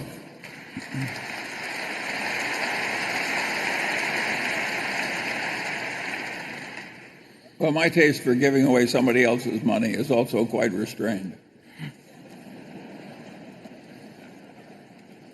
I was on the board one time of an organization that needed to raise a fair amount of money, and it wasn't church affiliated or anything like that. And so they asked me to call on 4 or 5 corporate chieftains, and they said, be sure not to ask them to give anything personally. Just ask them to give the corporate money. And I said, I'm not going to do it. Basically, if they won't put up their own money on it, why should they write checks on behalf of all their shareholders? So I've got real reservations about corporate philanthropy for the personal reasons to some extent of the CEO or the directors. Do Charlie and you think that the euro currency has had a positive or negative effect overall on the Eurozone economy? And do you think it would be a good decision for France to quit the euro currency? Well, that's too easy for me to answer, so I'll give it to Charlie. I haven't got the faintest idea. I think the euro had a noble motivation and had promise of doing a lot of good, and it undoubtedly has done a lot of good. But it's a flawed system in some ways to put countries that are so different together, and it's straining at the moment. The big strains aren't in France. The big strains are in, Greece and Portugal and so on. And I do think they created something that was probably unwise. They got countries in there that shouldn't have been there. You can't form a business partnership with your shiftless, drunken brother-in-law. I mean, you have to make your partnerships with somebody else. And I think they lowered their standards a little, and it's caused strains. I think everything here is off the record, understand. I think it's a good idea that needs a lot of work still. And I think it has been a good thing, net to this point, but it is flawed, and the flaws are appearing, but that doesn't mean it can't be corrected. I mean, we wrote a Constitution in 1789 that still took a few amendments, and some of them didn't happen for a long time in respect to some very important factors. So I don't think that the fact that it wasn't perfectly designed initially should condemn it to being abandoned. But I think that if there are flaws, you have to face up to them. And I think that maybe the events that are happening currently will cause that. Presumably, we could have had a common currency with Canada and probably have made it work. I mean, if we decided Sure, we could have made it work. Yeah, we could have had a North American currency with Canada, and we'd have worked it out, and it might have even been useful. But we couldn't have had a hemisphere-wide currency with Venezuela in it or something. With Argentina. Yeah. And so he loves to name names.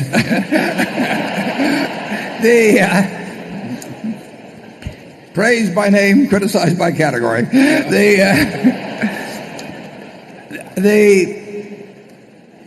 And I actually think it's probably desirable to have a euro currency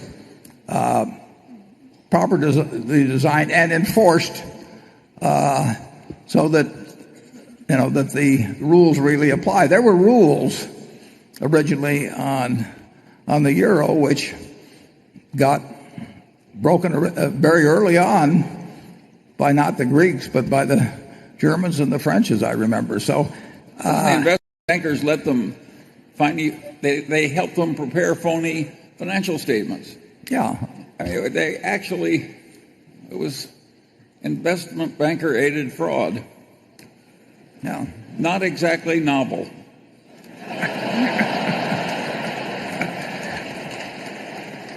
So returning to our main point, I think the euro can and probably should survive, and I think it's going to take some real changes and maybe some examples to enable it to do so. I hope it really, it's going to go in the direction of more cohesion or less, and very soon probably, and I think if it can figure out a way to do it with more cohesion, overall it will be a good thing for Europe. But it certainly, it is in its present form, it's not going to work. Charlie? I don't know why I'm giving you another shot, but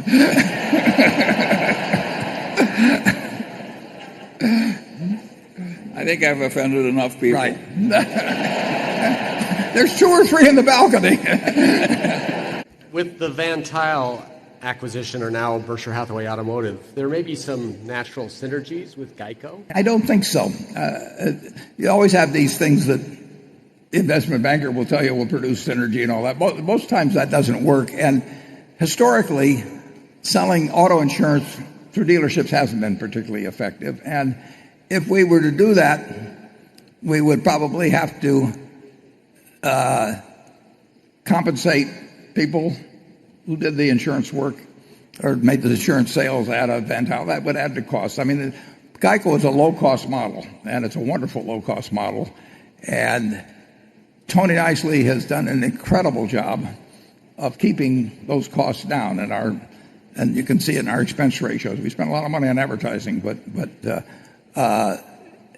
its success depends on delivering first-class insurance at a better price than other people can get. And the more people we put in distribution system or anything. So I would doubt very much that we do anything along that line. I think that those 2 companies will do better if run as 2 independent businesses than if we try to push through something. Charlie and I have seen a lot of things on paper that involve that sort of a proposition. And very, very few succeed. Charlie? Well, I agree. It's a very dumb idea, and we're not going to do it. What value in silver at these prices do you see, and do you still follow the silver market? I really don't follow it much anymore. At one time, we owned over 100 million ounces of silver, and I knew a fair amount about the supply and demand for it and the prospective supply and demand, but I really don't. I haven't paid much attention to it for a long time. Well, it's a very good thing too. We didn't do that well. Yeah, we made a little money. Yes. Photography changes. The interesting thing about silver is that there are some pure silver mines, but overwhelmingly, silver is produced as a byproduct, in terms of copper mining, and so it doesn't respond as much to its own supply and demand characteristics. That's still a factor, as it does in terms of the supply and demand characteristics of the things of which it's a byproduct, like copper. So it's a very small market too, but we came out better than the Hunt brothers, but other than that, we don't think about silver anymore. We hope that Charlie and Warren will both be around forever, but unfortunately there will be a time when they're no longer here to manage the store. I reject such defeatism. If Warren is giving away his shares to charity over a 10-year period through his estate plan and activists become increasingly more powerful, how will Berkshire defend itself from activists in the near and far future? Well, if it's run right, there won't be a premium in breaking it up. It may look like it. I mean, people will say there's subsidiary A that would sell at 20 times earnings and the whole place is selling at 15. But the whole place won't sell at 15 if you spin off the one at 20. I mean, I laid out in the annual report, there are a lot of benefits to Berkshire in terms of having the companies in the same corporate tax return. So I think it's unlikely that on any long-term basis or an intermediate-term basis that the value of the parts will be greater than the value of the whole. The best defense against activism is performance, but lately there's been so much money pouring into activist funds because it's been easy to raise money for that. I mean, it's been a successful way of handling money for the last few years, and institutional money then starts flowing into it, and the consultants recommend it and all of that sort of thing. And so I would say that much of what I see as activism now, people are really reaching in terms of what they're of the kind of companies that they're talking about and the claims of what they can do and that sort of thing. I think the biggest, if you're talking about my shares getting dispensed over 10 years after my estate's settled and the voting power they have, and I think by the time that gets to be a reality, I think the market value of Berkshire is likely to be so great that even if all the activists gathered together, they wouldn't be able to do very much about it. Berkshire is likely to really be a very, very large organization 10 or 20 years and besides, from now. the Buffett super voting power is going to last a long time. It lasts a long time, yeah.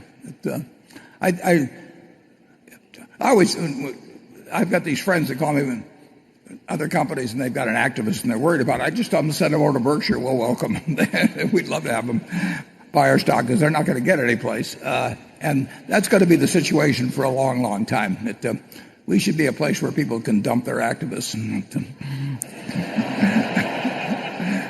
Charlie, you're right. Well, the thing that I find interesting is in the old days when most stocks sold for way less than they were worth in terms of intrinsic value, it was very rare to find an American corporation buying the stock in. Oh, yeah. Now, in many cases, the activists are urging corporations to buy the stock in heavily, even though it's selling for more than it's worth.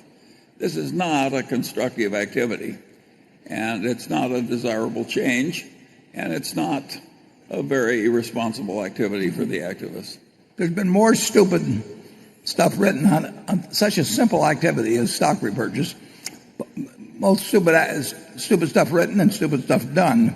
I mean, it's a very simple decision, in my view, as to whether you repurchase your shares. You repurchase them if you've taken care of the needs of the business and your stock is selling for less than it's intrinsically worth. But that, I don't see how anything could be more simple. If you had a partnership and a partner wanted to sell out to you at 120% of what the business is worth, you'd say forget it. And if he wanted to sell out to you at 80% of what's worth, you'd take it. It's not complicated.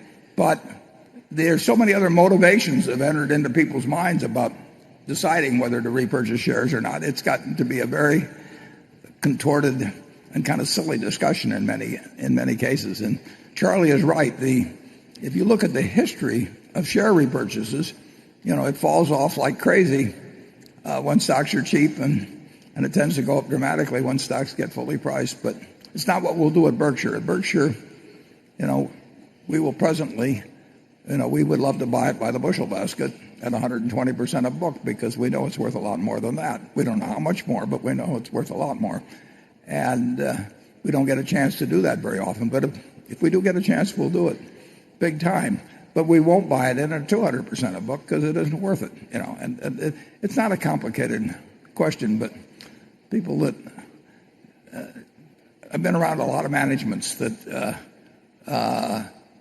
announce they're going to buy X worth, and then they buy it regardless of price. And a lot of times the price makes sense, but if it doesn't, they don't seem to stop, and nobody seems to want to stop them. Charlie? Well, I certainly agree with you. Okay. I don't think it's a great age, this age of activism. You want to expand on that? Well, it's hard for me to think of many activists I want to marry into the family. I better stop before he names names. How does American Express defend its moat? Well, American Express has been pretty good at that, and particularly when Ken Chenault's been running it. It will be, all aspects of payments will be subject to lots of innovation and various modes of attack. I think that American Express is still a very special company. And like I say, Ken has done a sensational job in anticipating a lot of these trends and guiding it into different markets. As you mentioned, it's gone down into debit cards effectively and things of that sort. I think there's a lot of loyalty with American Express cardholders. I do think a proprietary card is worth more than a co-branded card, but I think that I probably shouldn't get into the specifics of Costco. I've got a Costco director sitting next to me. But we're very happy with American Express, but we'll be even happier if the stock goes down and the $4 or $5 billion they spend a year buying in stock buys even more shares. Charlie? Well, I like it a little better when they have a little less competition, but that's life. Dave. Incidentally, you'll find in this 50-year history of Berkshire, American Express did wonders for us back in the 1960s, and there's a little history on there on the fact that it was an accessible stock until 1965, which nobody paid any attention until in 1963 on. But the company has an incredible history of adapting. I mean, they started out as an express company, moved trunks around and valuables around, and then the railroad came along and started doing the same thing. So they went to traveler's checks as a way to very, very handy way of moving money around the world.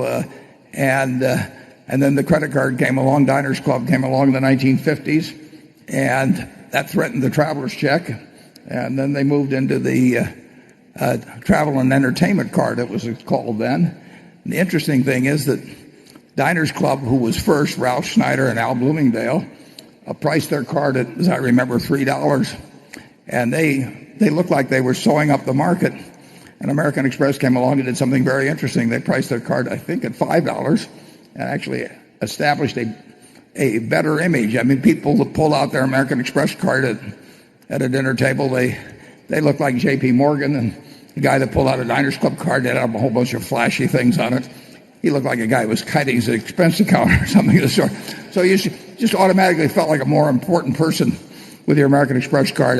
They have been very nimble and very smart, and particularly in recent years under Ken, in terms of meeting all kinds of things. They'll have plenty of challenges in the future, and I'm delighted we own 15% of the company. Young students in developed countries, they don't know how to save money, or they don't know the concept of interest. I would like to provide volunteer opportunities to talented Americans to teach in South American schools to overcome while they're traveling. So what do you think about my plan? Charlie, do you have any advice? Well, I failed in this activity with some of my relatives, so I don't think I can improve South America. No, I think if you don't know how to save, I can't help you. No, but the important thing is to get good habits early on. Yeah. You really, someone said the chains of habit are too light to be felt until they're too heavy to be broken. And habits really make an enormous difference in your life. So Andy and Amy Hayward have developed the Secret Millionaires Club, which I've helped out with a little, and our goal is to, in an entertaining way, present good habits to young kids through a kind of a comedy series. And I think it's actually having a pretty good effect. And here in a few days, we're going to have here in Omaha, we're going to have 8 finalists in young kids from around the country that have developed businesses of their own. And I'm always enormously impressed with these kids. But the importance of developing good habits yourself or encouraging good habits in your children very early on in respect to money can change their lives. And, I was $9,000 or $10,000 ahead when I got out of college, and I got married young and had kids very fast. And if I hadn't had that start, my life would have been vastly different. So you can't start young enough on working on good money habits. And I do think that I think the Secret Millionaires Club is very good, but there can be lots of other good ways of teaching those lessons. The question is, if the unwinding of the puts were acceptable by the counterparts which bought them, would you consider unwinding them at a reasonable price? You're speaking specifically the equity put options we have? I'm speaking about them, but it's just an example. I'm talking also of maybe reducing debts or doing other... Yeah. Well, what we hope, of course, is that what we call the excess cash, which is cash beyond $20 billion, that we can put to work buying a business. But you can't do, one a week or one a month. So it's opportunistic, and I don't know whether the phone call that's going to result in the next deal will come in next week or it may come in a year from now. We will get calls, and we will put money to work. We can't do it in an even flow, and we have, virtually no debt. And if someone had told the two of us 50 years ago that we'd be able to borrow money in euros with a long duration at 1% or something like that, or we would have felt we would have ended up with a way different balance sheet than we have today. But money is so cheap that it causes people to do almost anything on the asset side, and we try to avoid doing that because we don't want to drop our standards too fast just because the liability side is costing us so little. But I don't think obviously if we could unwind a derivative trade on a basis where we thought we were mathematically ahead by a significant amount, we would do it. But I think that's very unlikely with the contracts we have now. So I think it's very likely they just run out over time. We carry a liability of well over, I think it's getting somewhere between $3.5 and $4 billion for something that has a settlement value today of $400 million. So it's very hard for us it's very hard for us on the other side of the contract to arrive at a price that we both would be happy with. We are not going to deleverage Berkshire. There isn't that much leverage to start with. The float really is essentially very close to permanent. It can decline a couple percent in a year, but it could also increase a few percent. So I see no drain on funds of any consequence from the float for as far as the eye can see, and we have very little debt out. So I would not want to pay down the debt we have now. Logically, we probably should take on more debt at these prices, but that's just not something that appeals to us. Maybe if we find a really big deal, we might take on a little more. I would like to at least have that as something I was thinking about. Charlie? We'd love to have something come along where we actually felt a little capital constrained. We haven't felt capital constrained for a long time. It's a problem we'd love to have, something so attractive that we'd stretch a little. You would stretch a little. That would be glorious. And it could happen, by the way. And it could happen. It's whether the rate of return can be necessarily higher with the scale of the dealers. If so, Why we cannot see that happen in China? I don't know the dealership situation in China. I would say, I think I mentioned this a little earlier, that I don't think we're going to get significant benefits of scale as we buy more units in the auto field. And I just don't see where it would come from. But we don't need it. What we really need is managers in those individual dealerships that have skin in the game of their own and that run them, as first-class businesses independently. And that's what we'll be looking for. We'll not be looking for scale. I don't know the situation in China, and maybe Charlie knows more about that. I think he does. No, but I don't think we'd be very good at running dealerships in China. And I think the people who run Van Tuyl are very good at running the ones here. So, yeah, and with 17,000 here, and we've got 81 of them, there's a little room to expand. The problem is going to be price. Our purchase probably caused people to move up their multiples by one or two, that people that have them, and we paid a full but fair price for Van Tuyl, and we will be using that price more or less as a yardstick, and we really thought we bought the best there. So if anything, we would be hoping to buy others maybe for a bit less. So we will not, we may buy a lot of them, we may buy very few, just depending on price developments. We're having a big car year, and profits are good at the dealership field, but when profits are good, we want to pay a lower multiple. I mean, because if we're going to be in the car business forever, we're going to have some good years and we're going to have some bad years. And we would rather buy at a 10 or 12 times multiple of a bad year than buy at an 8 times multiple of a good year. And that's not necessarily the way the sellers think, although they probably understand it, but they don't want to think that way. So we'll see what happens. What's your secrets of keeping so young, so energetic, and so quick? What's your opinion? Will you pay more attention to internet? Charlie, I didn't get all that. So you... Well, he asked if we're going to be using the internet. Warren is a big internet user compared to me. But I love it. He plays bridge on it. Yeah, I use a lot of it. I use search. It's been a huge change in my life, and it cost me $100 a year or something like that. I mean, if I had to give up the plane or I had to give up the internet, the plane cost me $1.5 million a year. The internet cost me $100 a year. I wouldn't want to give up either one of them, but I'd give up the plane. Interesting.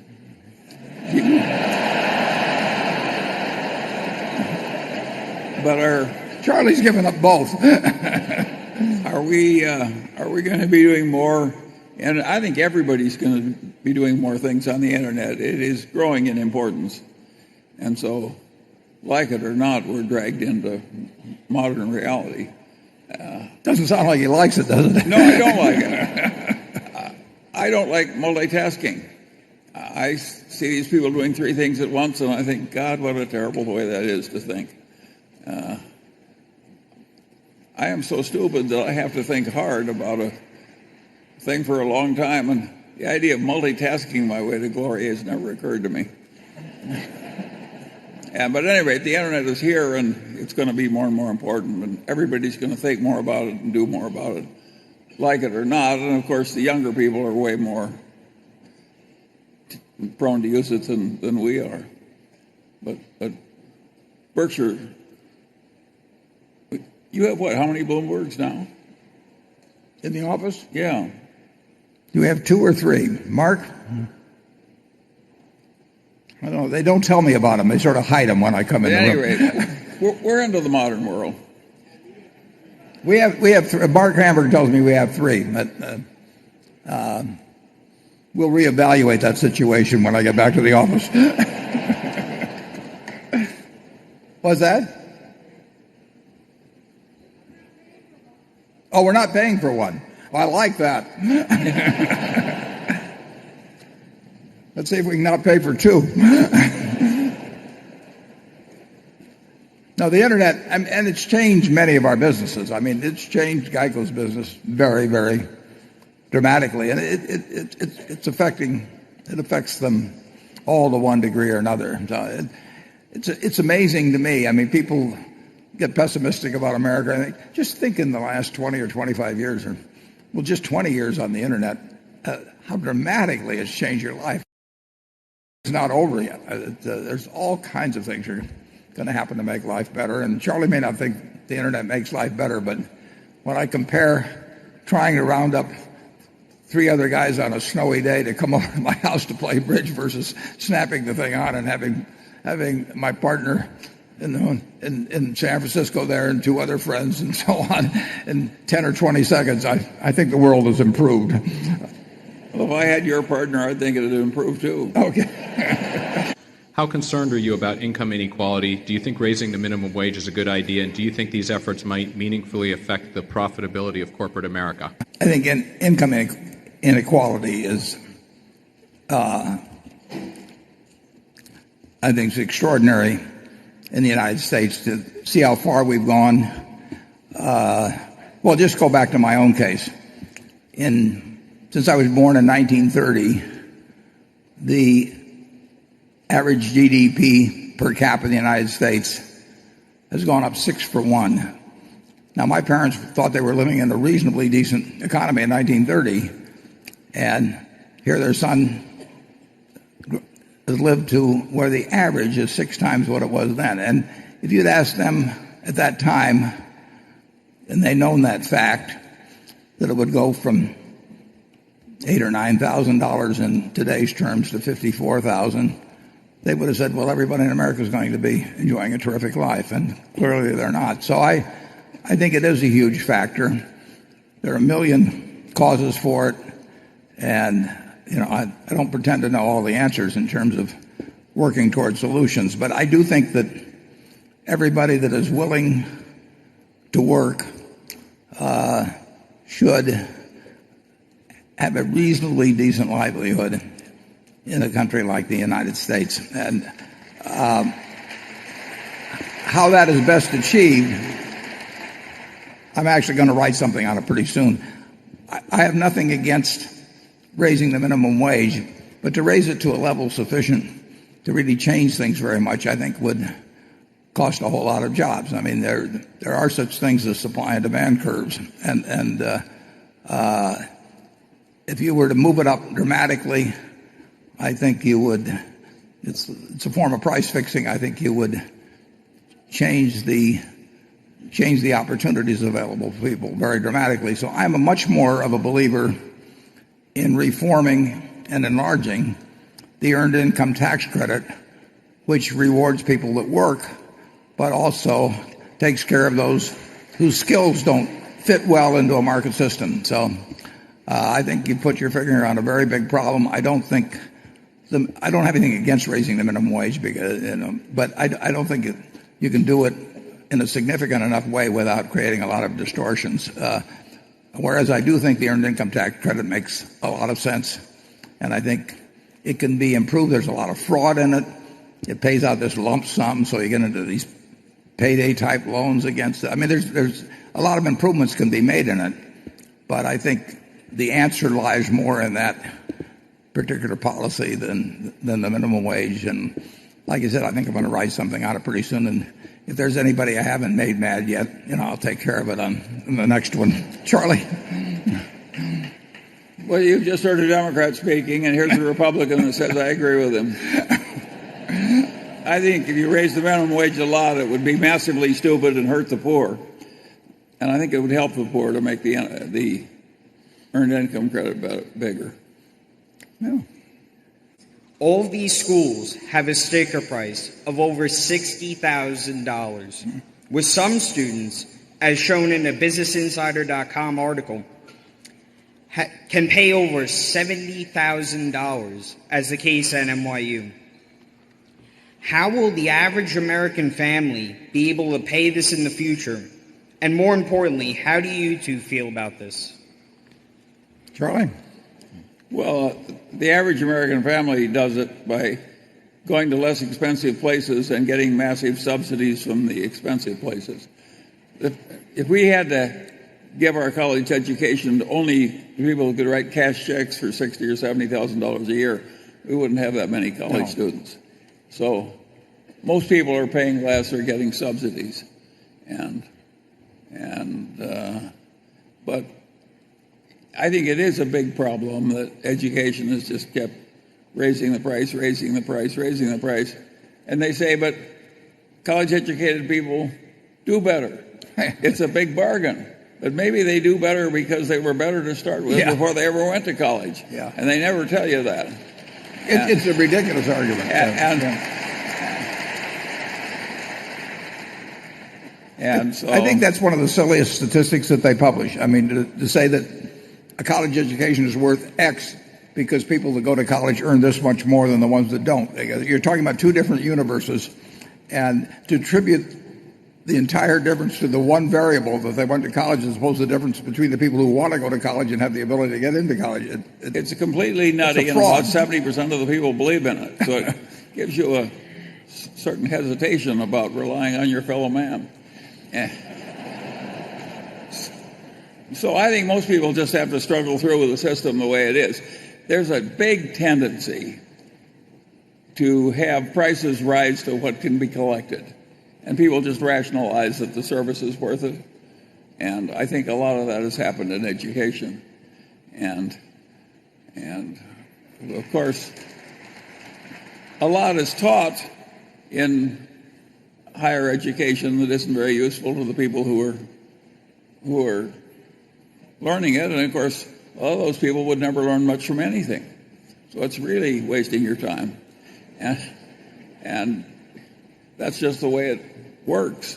So I think there's a lot wrong. What I noticed that was very interesting is that when the Great Recession came, every successful university in America was horribly overstaffed, and they all behaved just like 3G. They all, with a shortage of money, laid off a lot of people. And the net result is they all worked better when it was all over with the people gone. And so this right-sizing is not all bad. I don't think there's a college in America that wants to go back to its old habits. But you put your finger on it. It is a real problem to look at those sticker shocks. It's like any other problem in life. You have to figure out your best option and just live with it. We can't change Villanova or Fordham. They're going to do what they're going to do. And as long as it works, they'll keep raising the prices. And it'll keep working. Yes. And that's pretty much the way the system works. When it really gets awful, there's finally a rebellion. In my place in Los Angeles, the little traffic accident cost too much to everybody because of so much fraud in the chiropractors and some of the plaintiffs' attorneys and so on. And finally, the little accidents were costing so much that they worried about the guy who lived in a tough neighborhood couldn't afford to drive out of it to get a job. And the auto insurance companies thought, my God, if the price is going up like this, they'll have legislation creating state auto insurance or something. So the net result is they put the plaintiffs' attorneys to trial in every case. And that fixed it. And maybe something like that will happen in higher education. But without some big incentive, I think higher education will just keep raising the price.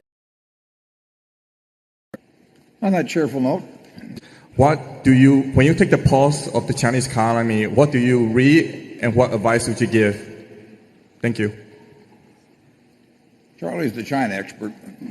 I think China's going to do very fine over a period of time. Yeah, I'm a big fan for what's happening in China. And as a matter of fact, I've just prepared a bust of Lee Kuan Yew, the recently deceased ex-prime minister of Singapore, because I think he's contributed so much to fixing first Singapore and then China. And one of the things Lee Kuan Yew did in Singapore was to stop the corruption, including cashiering some of his close friends. And China's doing the same thing. And I consider it the smartest damn thing I've seen a big country do in a long, long time. And And I think that it's hard to set the proper example if the leading political rulers are kleptocrats. You don't want to be run by a den of thieves. You want responsible people. And what Lee Kuan Yew did is he paid the civil servants way better and recruited very good people. And he just created a better system. And of course, China is widely copying him. And it's a wonderful thing they're doing. So I'm very high on what's going on in China, and I think it's very likely to work. They've actually shot a few people. That really gets people's attention.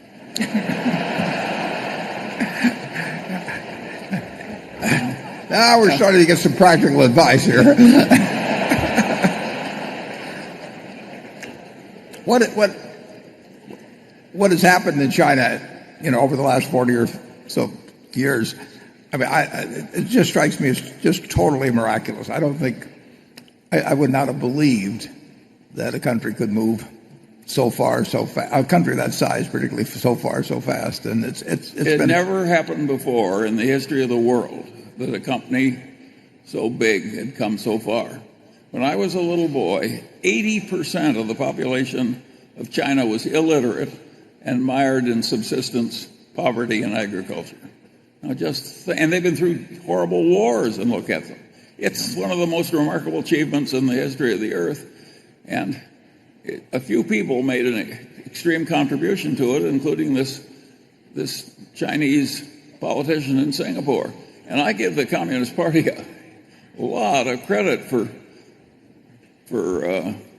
copying Lee Kuan Yew. That's all Berkshire does is copy the right people. Yeah, in 1790, the United States had 4 million people. China had 290 million people. They were just as smart as we were. They worked as hard, similar climate, similar soil. And for close to 200 years, the United States went with those 4 million people to close to 25% of the world's GDP. And China really didn't go anyplace. And then those same people in 40 years, and they're not working harder now than they were 40 years ago. They're not smarter now than they were 40 years ago in terms of the basic intelligence. And just look at what's been accomplished. I mean, it does show you the human potential when you find a system that unleashes it. And we found a system that unleashed human potential a couple hundred years ago, and they found a system that unleashed human potential 40 or 50 years ago. And, when you see that example, it has to have a powerful effect on what happens in the future. And it's just amazing that you could have people go nowhere, basically, in their lives for centuries, and then it explodes. And it just blows me away to see it. And you make it's the same human beings, but they found a way to unlock their potential, and I congratulate them for it. And as Charlie said earlier, China and the United States are going to be the superpowers for as far as the eye can see, and it is really good for us, in my view, that the Chinese have found the way to unlock their potential. And I think it's imperative for two countries with nuclear weapons that in this kind of world that they figure out ways to see the virtues in each other rather than the flaws. We'll have plenty of disagreements with the Chinese, and they will with us, but we ought to remember that on balance we're both better off if the other one's doing well. That's just my own view. How did you figure out the operational metrics for a new industry where you did not have previous experience? We didn't have it thought out that well, in a sense, at that time, but we basically looked for companies where we thought we could understand what the future would look like 5 or 10 or 15 years hence. And that didn't mean we had to do it to 4 decimal places or anything of the sort, but we had to have a feel for it, and we had to know our limitations. So we stayed away from a lot of things. And at that time, prices were different. So in terms of knowing we were getting enough for our money, it was a much easier decision than it is currently. But there weren't elaborate, there are no planning sessions or anything of the sort. We kept reading and we kept thinking and we kept looking at things that came along, as Charlie described it in the movie, and comparing opportunity A with opportunity B. And in those days we were capital constrained, so we usually had to sell something if we were going to buy something else, and that always makes for that's an interesting challenge always when you're measuring something you hold against something that has come along, and to see which is more attractive. And we probably leaned very much toward things where we felt we were certain to get a decent result than where we were hopeful of getting a brilliant result. That's went with our instincts and kept putting one foot in front of the other. Charlie, what would you say? Well, that's exactly what we did, and it worked wonderfully well. And part of it is because we're such splendid people and worked so constructively, and part of it is we were a little lucky.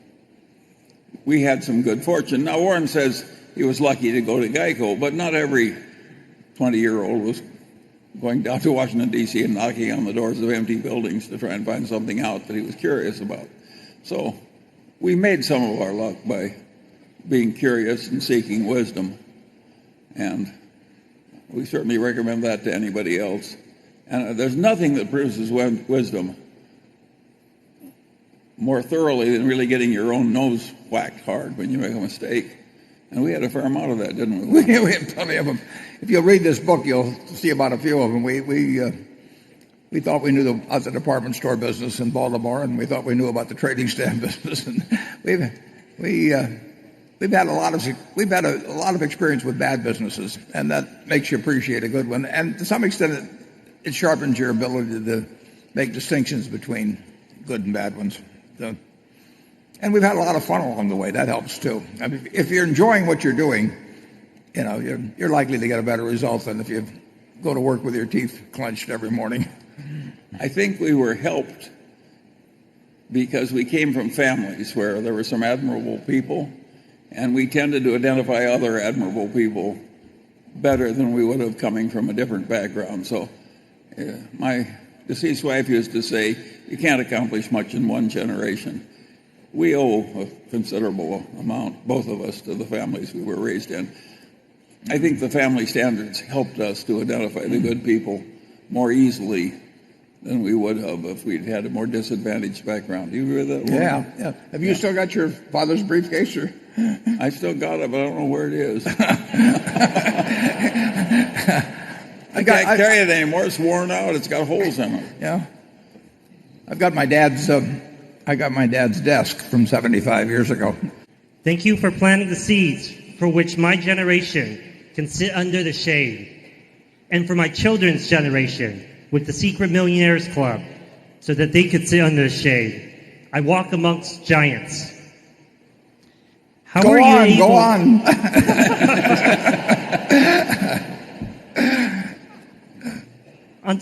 That's all I have. Don't hold back. Seriously, okay. Thank you so much for everything you've taught us. How were you able to persuade your early investors? We didn't do very well until we had a winning record. Prior to the early winning record, how are you able to get them to buy into what you're trying to do? I mean, no one's ever done what you're doing, and no one has still. And I've been really wanting to ask you, in the past, you said you're 90% Graham and 10% Fisher. Where does that percentage stand today? A lot of it, I started selling stocks here when I was 20 years old. I got out of Columbia, and although I was 20, I looked about 16, and I behaved like I was about 12. So I did not make a huge impression selling stocks. I used to just walk around downtown and call on people, which is the way it was done, and then I went to work for Graham. But when I came back, the people that joined me actually, one of my sisters, her husband, my father-in-law, my Aunt Alice, guy I roomed with in college, and his mother, and I've skipped one. But in any event, those people just had faith in me. And my father-in-law, who was a dean at the what was then the University of Omaha, he gave me everything he had, and to quite an extent they all did. And so it was they knew I'd done reasonably well by that time. That would have been 1956, so I'd been investing 5 or 6 years, and actually I was in a position where when I left New York and came back to Omaha, I had about $175,000, and I was retired. So I guess they figured if I was retired at 26, I must be doing something right, and they gave me their money. And then it just unfolded after that.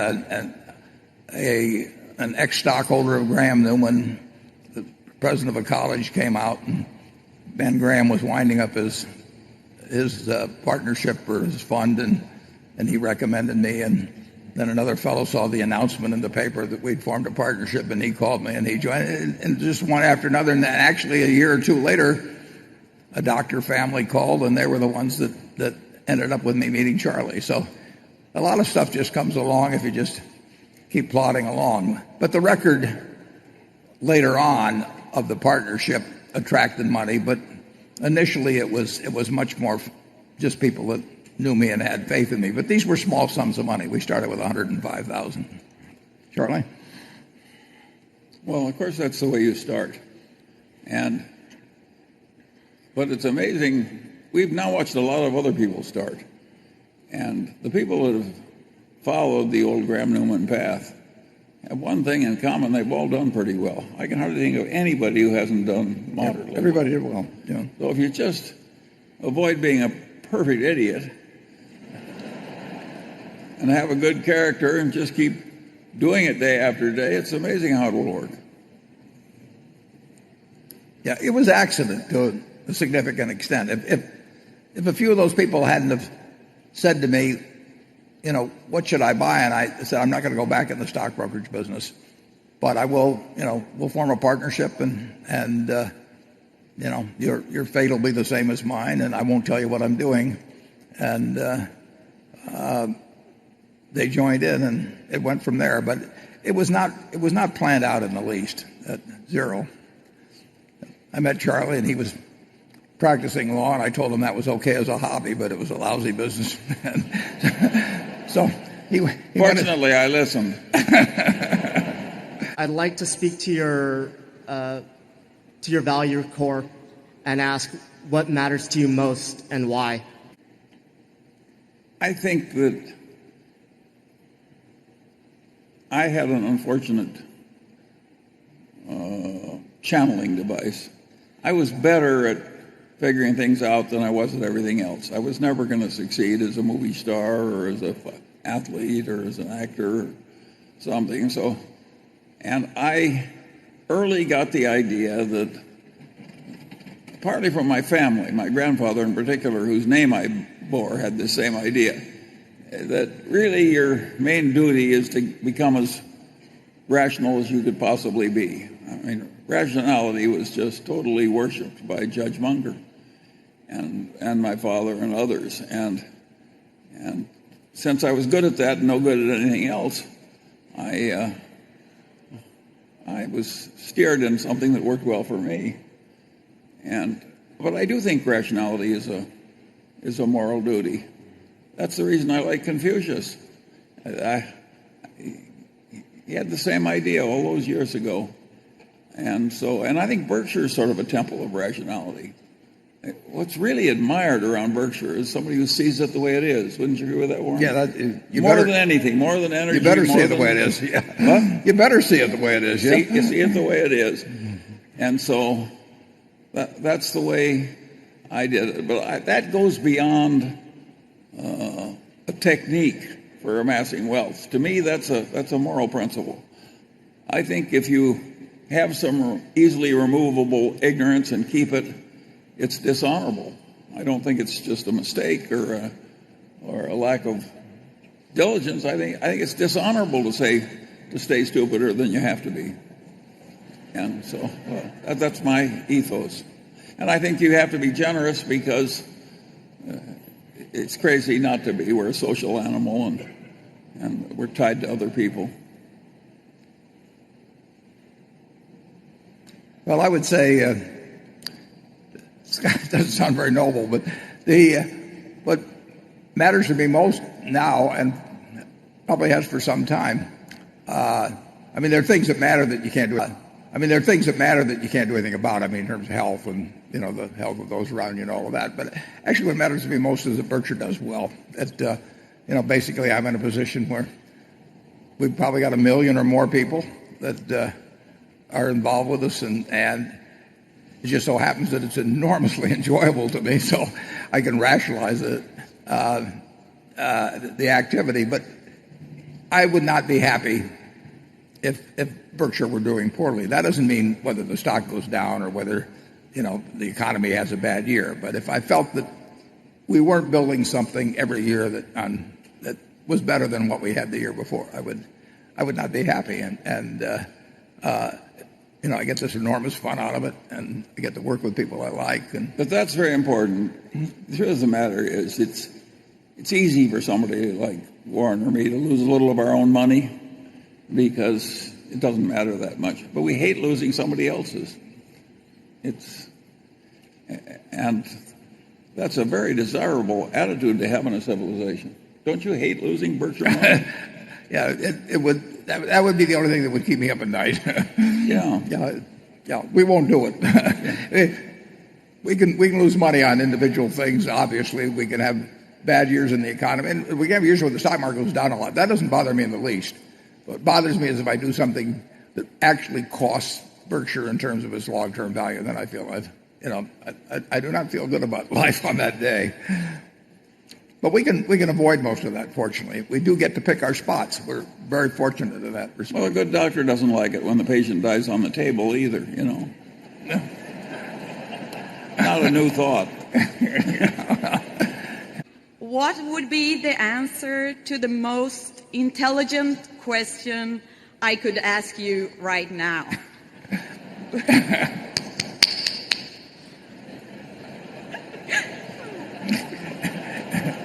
Everybody tries that question. And it would be wonderful if that would solve all your problems. But I don't think it's a very good question.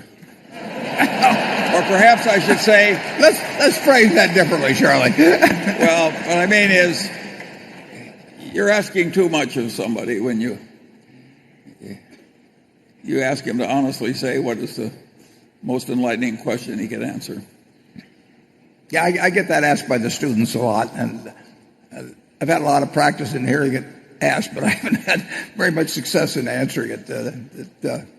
So I'll have to beg off on that one.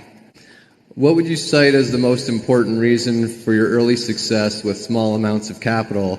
And given hindsight today, what might you have done to improve your strategy with these small funds? Yeah, well, I had a great teacher. I had exceptional focus, and I had the right sort of emotional qualities that would help me in being an investor. I enjoyed the game.